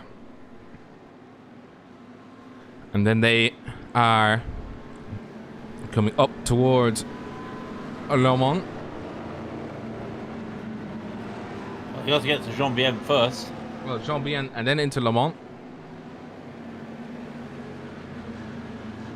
The track conditions are as follows. It is 16:49 in the evening. A track length of 5.79 kilometers, an altitude of 18 meters above sea level, mostly cloudy, 5 kilometer southeasterly wind, 26 degrees Celsius with an 78 Fahrenheit track temperature. This is Raidillon TV, the only quarter you need. This is race 2 of round 6. This time it'll be Craig King taking a crack at the start. Craig, it's all yours. Don't mind, they come across on set, they find the bumps, make sure they realise not to hit those bumps later. Respecting the bumps is what they'll do, but now they get ready for the race start. Milan Tikins will hold them. We wait for the green flag. They come into the starting zone, and it's all on Milan's go. When does he go? He's catching them. Does he bait Does he bait? He's waiting. He's caught them out a little bit. Caught them all sleeping. Tikins will take a good, comfortable lead right here behind them. Adam Christo gets caught out as well. He's going to lose a position in the Jan Bowl. Side by side to Bowl he goes, and there's almost 3 wide behind them. And everyone's just jostling for positions. All the RSR boys can't go. There is a car off, though. The car of Luke McCone. Luke McCone is off while everyone is trying to jostle. 4 positions at the front. A lot of touching. A lot of going around. We'll look at the amateurs quickly as they start their lap. Everyone looking good. The VRTs have gone wide. That's one VRT gone wide. That's one VRT off in the off. That's another VRT off. Who is that? That looks like it's Mark Bailey. Mark Bailey has had the off there. As everyone just continues to go around the amateurs. It's all bunched up at the moment. A lot of VRTs trying to find their way through the eclipses. A lot of eclipses trying to survive. And elsewhere for the pros, RSRs at the back. They're trying to find their way up. Sean Campbell's made a hell of a start, but he's about to lose the position to his championship rival, Thomas Ack. No, he isn't. Campbell just holds on. But race winner of the first race, Luke McCone, is at the back of the field. Billy Fletcher, Harry Melvin battling now. Harry Melvin's had an awful start. Oh, it's another off. No, that's Armstrong. Did he have a slip? Did he have a Freudian slip? Oh, he did. I think he did. Let's have a look at that. Did he have the Freudian slip? Oh, yeah, he did. Oh, the second time in a row. Ah, poor Armstrong, just losing it, coming out onto, out on the exit of Tower. And that's no way to be. And look at this, it's just gaggle. There's no other way to describe it. It's a quick gaggle. My days. 3 wide, almost 3 wide up ahead of them with Billy Fletcher, Christian Furs, and Will Egby going side by side, going down. And that, oh my crikey! Does any of them? That's Billy Fletcher looking on the inside, but that's Will Egby right. Oh, look at Campbell. Campbell realizes behind that he needs to get by them, but he doesn't want to get by them. They're pushing through. Look at them. Furs has lost to Egby here, and now Furs is battling Fletcher, who's in another position. And now Campbell can think to himself, and he can't though. They're too wide. If he gets caught up in this, this is going to be a huge loss for him. He's going to follow Furs. They touch. Fletcher and Furs touch. But is he able to make this overtake? It's going to be tough because they're too wide. I think he's realized it. He's going to back out of this at the moment. They're still jostling from position right now. Furs has got ahead. Campbell's trying to get by Fletcher. This is going to be quite a tricky one for Campbell to make a move. Because does Fletcher start thinking about making a move at Cunningham? Sorry. He does, and that just holds up Campbell. I think Sean's going to have to wait a little bit here before he makes a move. The only plus side for him is championship rival Thomas Axe is a few cars behind once again. So I think he can afford this right now. Sean Campbell is attempting to get by a very staunch defense from the Mercedes of Billy Fletcher, and it's just he's making that thing as wide as possible. I think he's gone into paint or Photoshop and just did the extendo sideways arrow tool thing, and I mean, there's not much he can really do other than hope. Oh no! No, and into the wall goes Fletcher. And I gotta admit, I don't think there was an overlap there. There was. There was. And I was about to say, I don't know if there was or wasn't an overlap, but Fletcher's turning in. And Campbell, oof. Campbell's also trying to turn in as well. Yeah. That's a rough one. Campbell does get past Harry Melvin at the same time. He goes where he's battling Harry Melvin at the moment. The gap was closing, and unfortunately, he's sent into the wall. Such a tough one, but he keeps P11. Battles against Harry Melvin, who's not had a very good start to the race, but Melvin going down the order. But Campbell gets that 11th. That is crucial. But look at this massive gaggle in front. I mean, the leaders are kind of blown away. Tikins is quite checked out at the moment. Wills is battling with Ball for second and third. Then you've got Dreyer, Court, Egby, and first. About a second separates fifth down to eighth. And then third, so it's all to play for there, but the amateurs are having fun.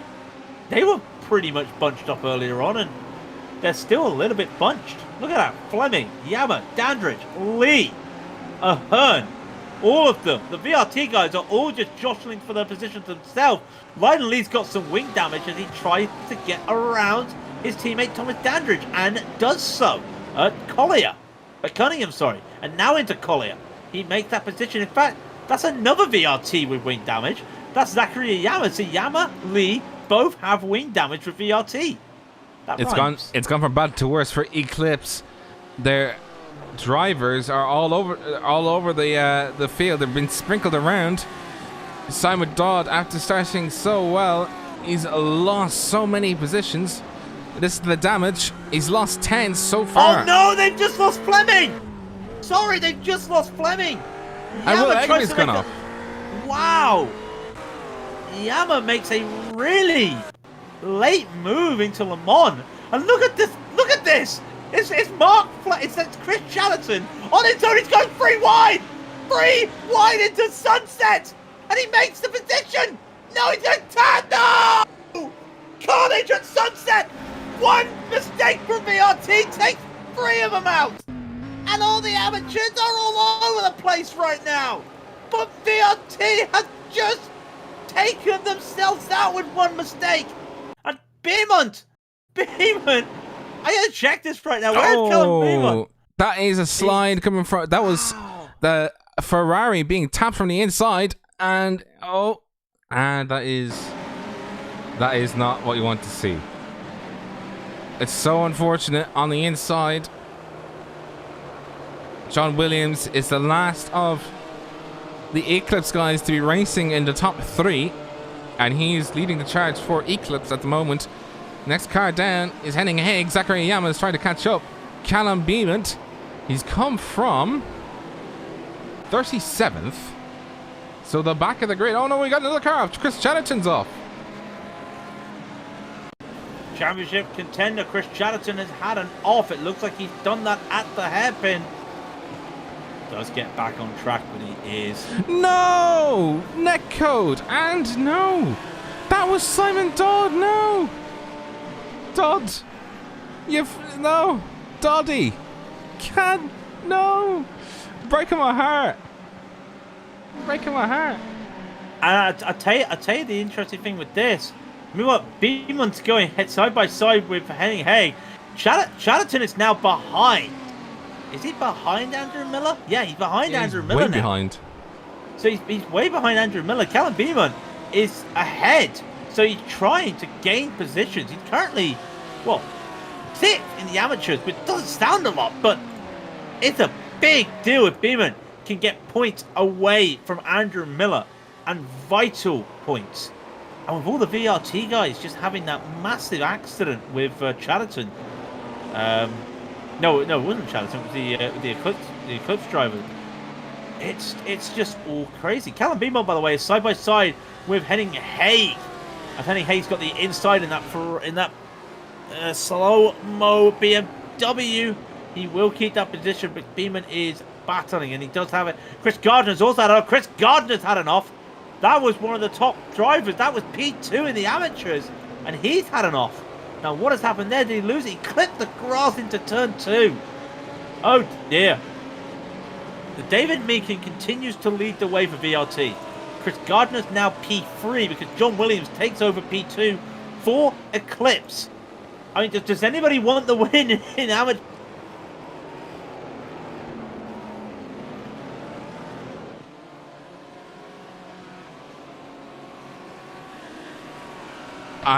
To answer that question, I'm not sure. Does anybody want to win in amateur? Let us know. So, the current leader of AM is David Meakin. John Williams is 2nd. Chris Gardner 3rd. John Williams obviously has overtaken Chris Gardner, who had a mistake at some point in the race. You can see him on the timing tower right now. He's P10. Luke. He has to battle Kai Aski, though. Look at this battle between these two guys. It looks like Aski would just have to do a little bit of lifting here. He will. Could have made a move there with 20 minutes remaining. Just can't make it. How did Luke get up the field so quick? Where has he been? But it was last. No, he's not. Yeah, he was. Literally 4 laps ago, he was last. And now 4 laps later, he's not last. With a purple lap. Yeah, with the critical thinking of Raidillon TV, you're never completely 100% wrong. You're only 99.999999% wrong. That 0.000001% counts now.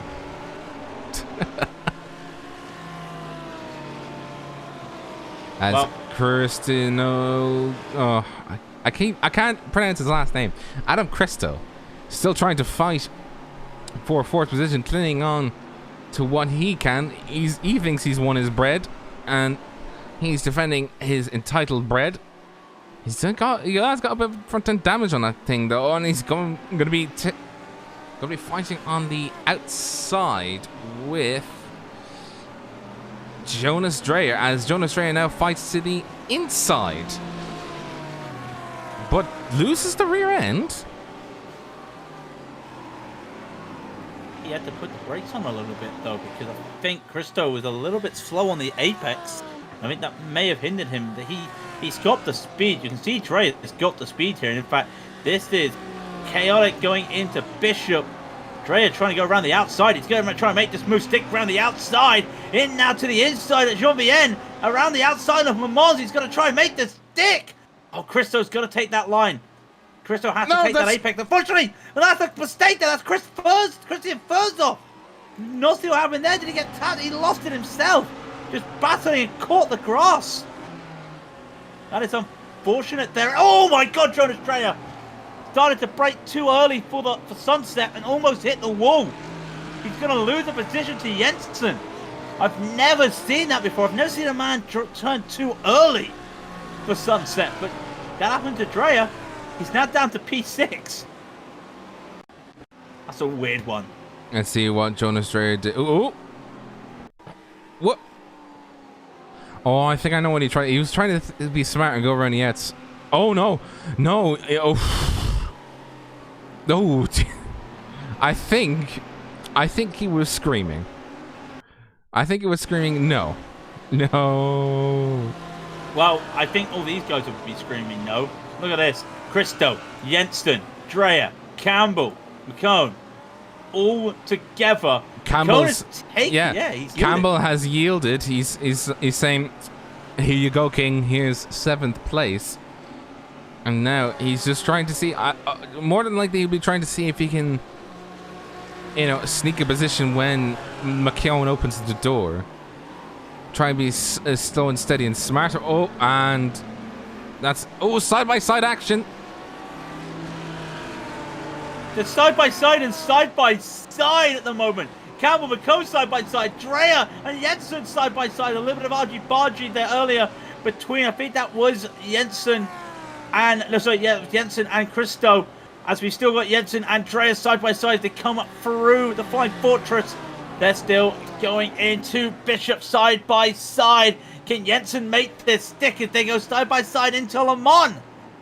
Surely not, surely not, surely not. They do. Continue the side-by-side. Yeah, Dreyer's got the better line, though. Look at the speed. To the point, Jensen's given up. Dreyer's now going to be coming under pressure from Luke McCone. Sean Campbell's just in the back watching it. He's going to watch out from Alfie Rigby. They are so close at the moment. And again, slow in there. Jensen decides not worth it. Cristo's gone wide at Sunset. Going to bring P4 back into this. Dreyer gets it. Side-by-side now is McCone and Jensen. Rigby side-by-side with Campbell. Gets the position as Campbell's just being safe. Now, Kayaski gets by. And all of a sudden, when you're thinking Campbell's going, I play it safe, I'm still making points because Thomas Axe is, far behind. Thomas Axe is almost the next car behind him. Look at this gaggle. And this isn't even, this is for 4th down to 10th. 4th to 10th. What? Yeah, exactly. What indeed, but the biggest winner is Luke McKeown. He's actually now overtaken Jonas Dreyer, and he's now turning back towards... Oh, as they go on the inside, coming up towards the hairpin. Nothing happens.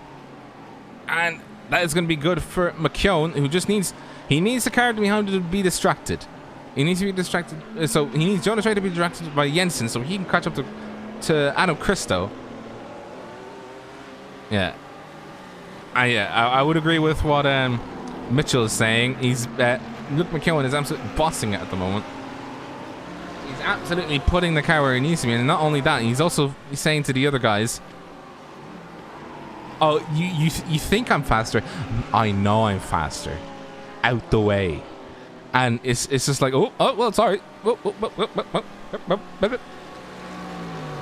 And be faster than a Nürburgring 24-hour champion. Yes, that's the question. We'll wait and see as they come to the Omen straight. And, oh, Jensen's almost tapping the rear of Dreyer. Everyone's getting close up. Now, I'm going to be curious to see what happens here. Christo knows how to defend. He's setting him up for some defense, but Sunset's going to be tough to defend the inside. In fact, McKeown decides, I'm going to brake early. Almost paid off for him there. Christo had to put more brake on, a little bit longer on the brakes coming into the sunset. And that will set up McKeown to go side by side. But no overlap, so Christo will keep this. Oh my god, he solved the dummy and almost made it work. Oh my god, look at Jensen! Look at Jensen on the outside! 2 cars, he's overtaken 2 cars on the outside! Cannot make the second one stick. Yes, he can, he's going too wide on the outside of turn 2. Loses it! That was out of nowhere! And he's still around the outside of Luke McKeown! What on earth was he doing? Well, this is exactly what happened. Dreyer's in the pits. This is exactly what happened. This is on board with Matthias Jensen. As he was in the middle of a very sticky situation, he went to the absolute outside and then just went yeet. We've got drama. We've got drama. While that happened, Jensen, we saw it. Dreyer was in at the pits.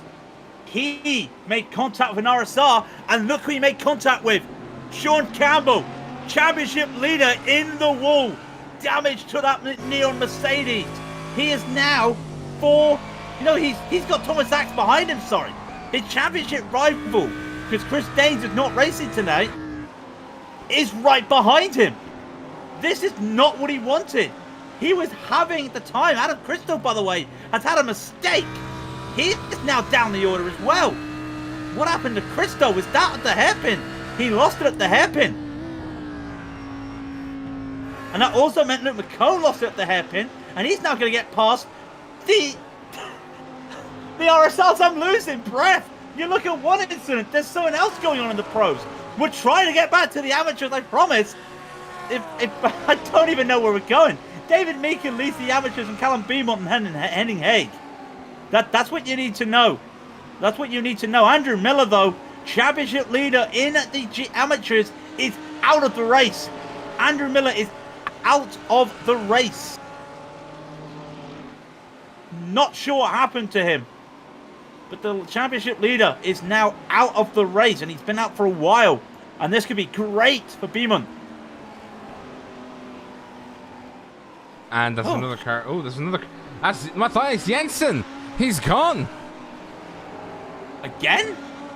As Christian Ferns has gone off as well. Oh no. Ferns has had an off. He's already had damage before. He's lost it at turn 1. What about Jensen? Side by side with the car 28. And oh, that was some nice net code. Yeah, whoa. Oh, Luke McKeown, how did he avoid that? Wow. All happening in the pro. We'll try and get a replay of Christo. All we know is it's something at the hairpin that did involve McKeown. That's all we know at the moment. And in fact, we're getting the replay right now. Oh. It was not McKeown. It was Jensen. Replay of that very quickly. Just left front on board with Matthias Jensen. Oh, crikey. And, yep. Can't get over Jensen trying to do a double overtake around the outside. Or on the inside. Oh, Sunset was around the outside, but just insane. So, you're not missing anything at the front. You can see on the timing tower how far ahead Tikins is to Wills and how far ahead Wills is to Jan Bol. So you're not missing anything there. The gap's there. I feel like Tikins and Harry, they've just been sort of going around and they're not even aware of what's going on behind them. They're just like, oh yeah, we're doing their thing. I mean, they'll probably see like a tower if they've got a third-party software, and just be like, well, it's all happening because you see Rigby, he's made 12 places up now. He's in P4. McKellen's made 11 places up, as is Ted Bradbury. But it's like, well, something must be going on, surely. Look, McKellen up into the 6th. From 17th, he's gained 11 places. After spinning. Remember, after spinning at the start of the race. Up to 6th. That's some going. And he's catching Kayaski with 8 minutes to go. Could be the top 5. Maybe. Some going. Believe in the top 5, Craig. Believe. I'll believe in the top 5. I'll believe in seeing Ferrari's battle, though, Rob. Because Andrew Dawson is battling Hakon Lindmo. And that looks to me like it is for P4 overall. And it looks like a little bit of damage for Dawson. Yeah, you can see some damage on the rear of that car. And Lindmo tries to get up there, got some more speed. But the response from Dawson is strong enough in the hairpin to hold off Lindmo. Dean Timms is behind them. Homerson and Yama also just battling right behind them as well. They're side by side coming through Fangio. And it looks like Yama might get a late braking move down into Collier. He does.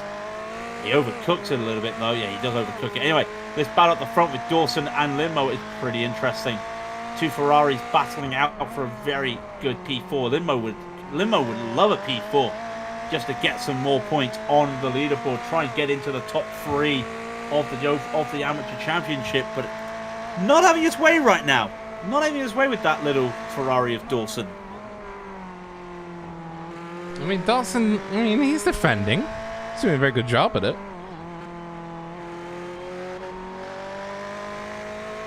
Yeah.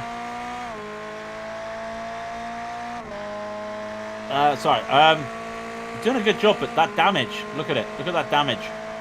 Limo's just got this on the straight, just with that damage to Dawson's car.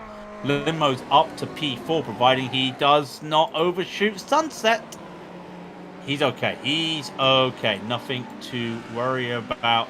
Yama's still trying to get past Homerson. How these VRT guys are still going after what's happened at the start of this race, I'll never know. 6 minutes and 40 seconds remaining. And it's all spread out in the pros. Because Kayaski's had a moment. Now what's going on with the RSR boys? Is that another situation at turn 1? I think you'll find it is. Kayaski, we're looking at him now. This is exactly what happened. As he was coming out, I think this... Yeah, here we go. Oh! His teammate ahead of him in 4th position of Alfie Rigby was also having the same sort of issue. If we replay that very quickly. Here we go. Oh, Ted Bradbury's in the pits. Both of them had a little bit of a wiggle coming out of the... and you can just see who's... That's Sebring for you. Exactly. Exactly, it is Sebring for you. There is a reason why they say respect the bumps. That is the reason why you respect the bumps. Ted Bradbury had some damage and decided to park the car. We are 5 minutes, and we'll put it like this. We're about to start lap 13 of 15. That just gives you an indication of how we're going. Teekins, as you can see, had a 4-second lead over Wills. The front had no idea what has been going on at the back of the pro field. And I don't think they want to know. And to be fair, though, with all the incidents, there's not been a lot of drivers taking each other out this race. It's been hard racing. In some respects, the good kind. There's not been any dirty moves. It's just been guys just trying to find that extra inch and just losing it on the grass. So, yeah, there's not been anything to like cry home about or say, you know, was dangerous or anything. So, really good going. And I'm looking at the lap times, Rob. Callum Beeman. As I said that, he of course he messes up turn 2. Christian Furs with another off. It's not gone well for Christian Furs today, losing it out of the chicane after turn 2. But Callum Beaumont looks like he's catching up to David Meakin. He took 8 tenths out last lap. Don't be surprised if we see a late charge from Beaumont again. Oof. Although it's not Miller. Matthias Jensen trying to see on the inside if he could go against Adam Christo. The two of them have been absolutely battling each other. Oh, wrong camera, no! Camera, come back!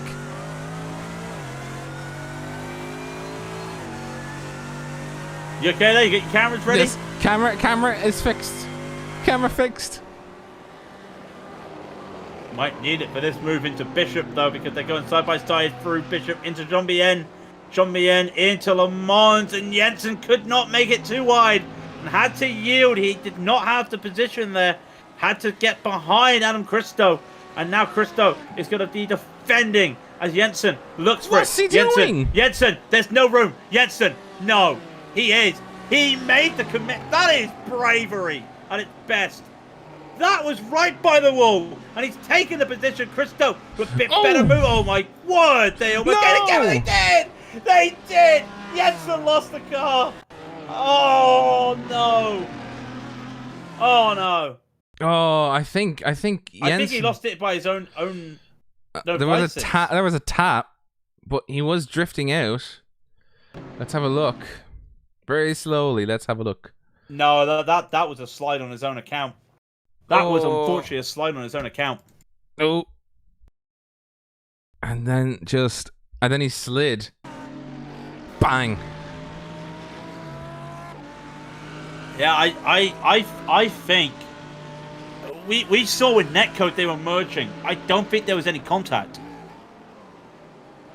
I honestly feel that he went in hot and was trying to give Christo the space so he didn't hit the grass and spin off. That's what it looks like to me. But in doing that, he lost the car and the car just went sideways. And that is a shame. Armstrong now is going to try and... Oh, crikey. Well, he's actually giving the position back. Yeah, he's trying to. No, he was trying to. He's just left Adam... Adam's trying to like work out how to get back on track. There he is. He hit the wall. We missed it though. Callum Beamon is in the lead of the amateurs. Oh no. How? How does... Who was leading? It was David Meakin, wasn't it? Well, yeah, it was. How did David Meakin lose the lead? How did he lose the lead? You got the good questions. Where did he lose it? Le Mans. Last lap in Le Mans. He slid entering Le Mans and did everything he could to avoid hitting the wall. Avoided hitting the wall. And lost the lead. And also lost... Now he lost P2 to Henning Hay. I think he hit the wall. Do you? Well, I heard the noise of him hitting the wall. But that does mean that Callum Beeman is now amateur race leader with the final lap.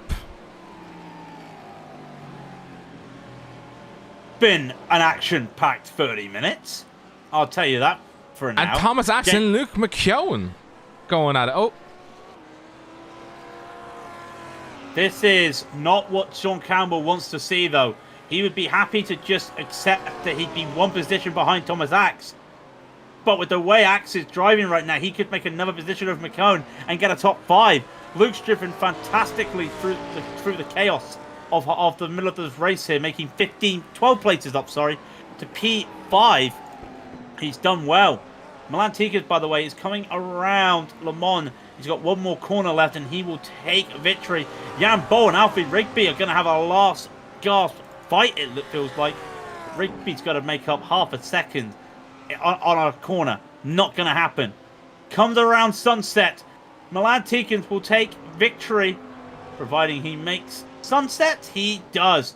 Milan Tikins takes race 2. Started pole, finished pole. Harry Wills started P2 and will finish P2.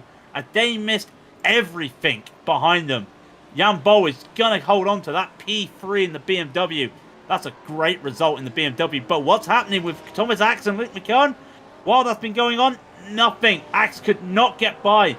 Luke McKeown will take that P5, making 12 places up, as did Alfie Rigby in 4th, by the way. Sean Campbell will limp home to a 6th place with that broken car. Callum Beeman, the absolute rank outsider, he started 37th.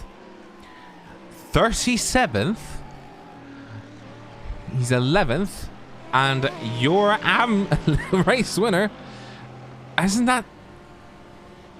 I think Midland Sim Racing, I've got amateur pretty much on tap.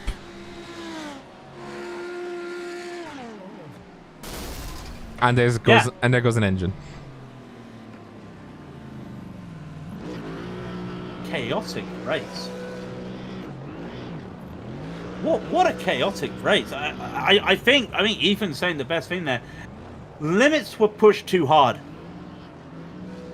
Limits were pushed a bit too hard today. But 27 places for Callum Beeman overall. I mean, that just says it all. He made up all the places on track, but then, you know, he made a lot of those places up by the pros. The fact we started with, what, 18 pros?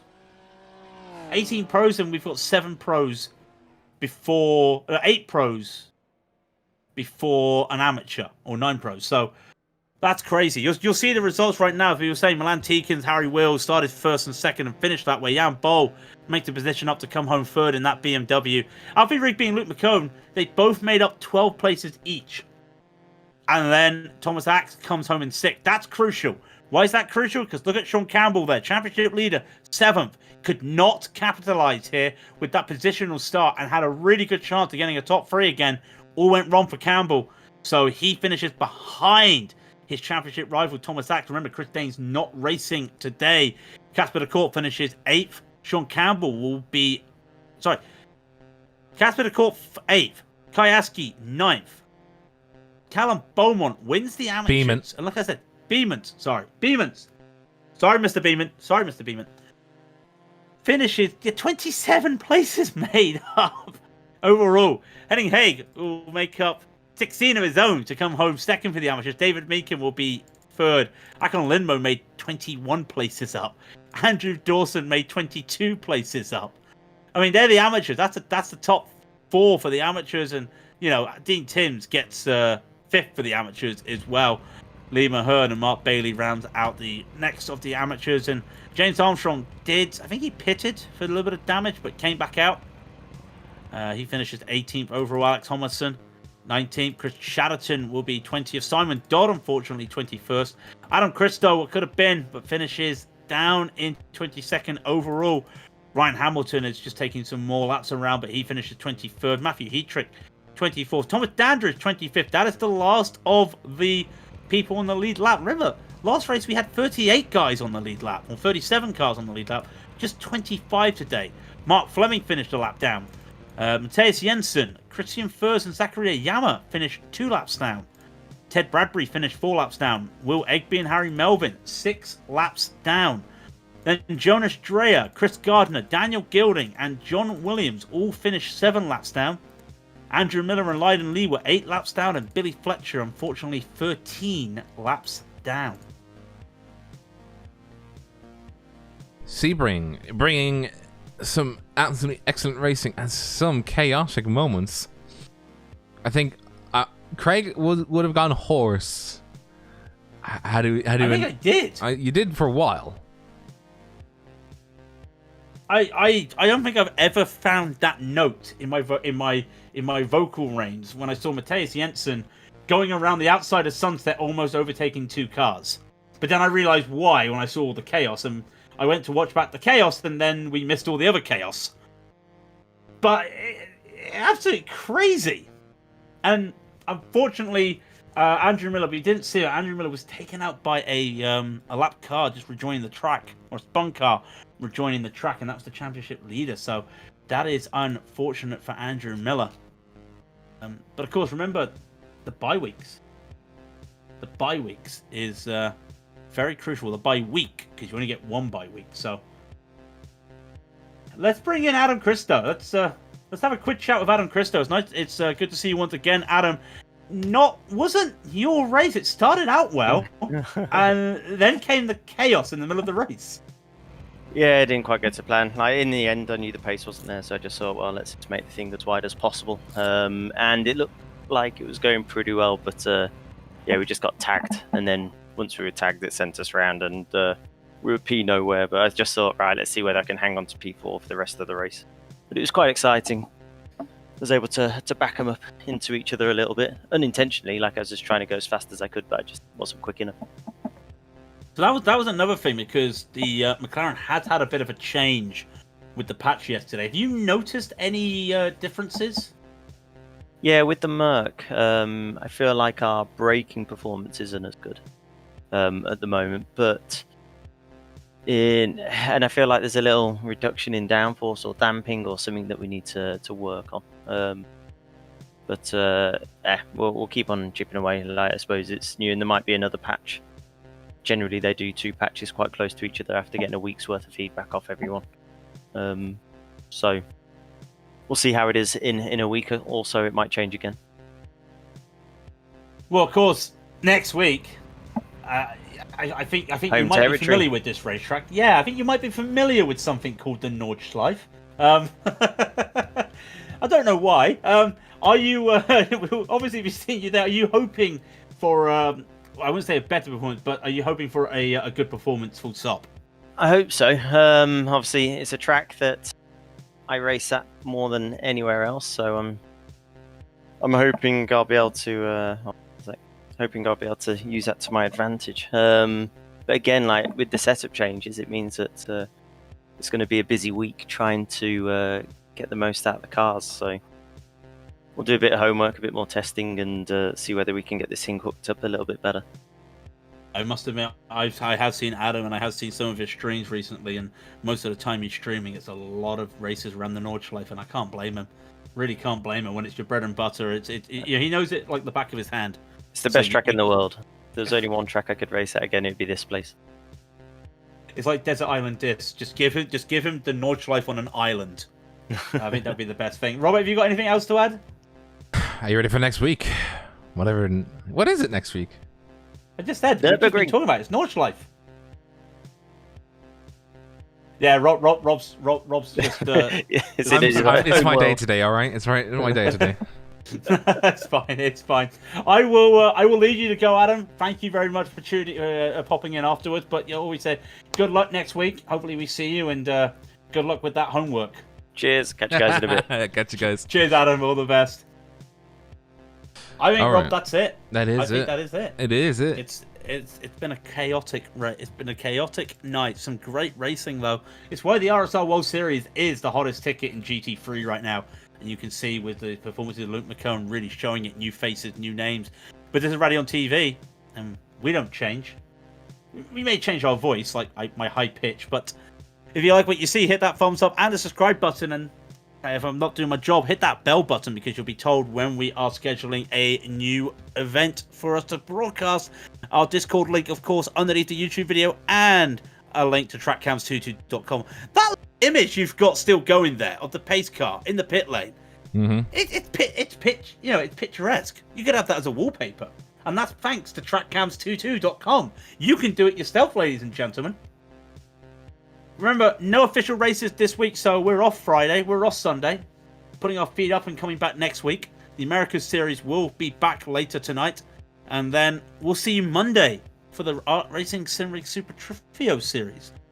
I'm going to go for a rest now because my voice is almost going. Yeah. Until then, I have been and I have been Robert O'Brien. And this is Raidillon TV, the only corner you need. Good evening.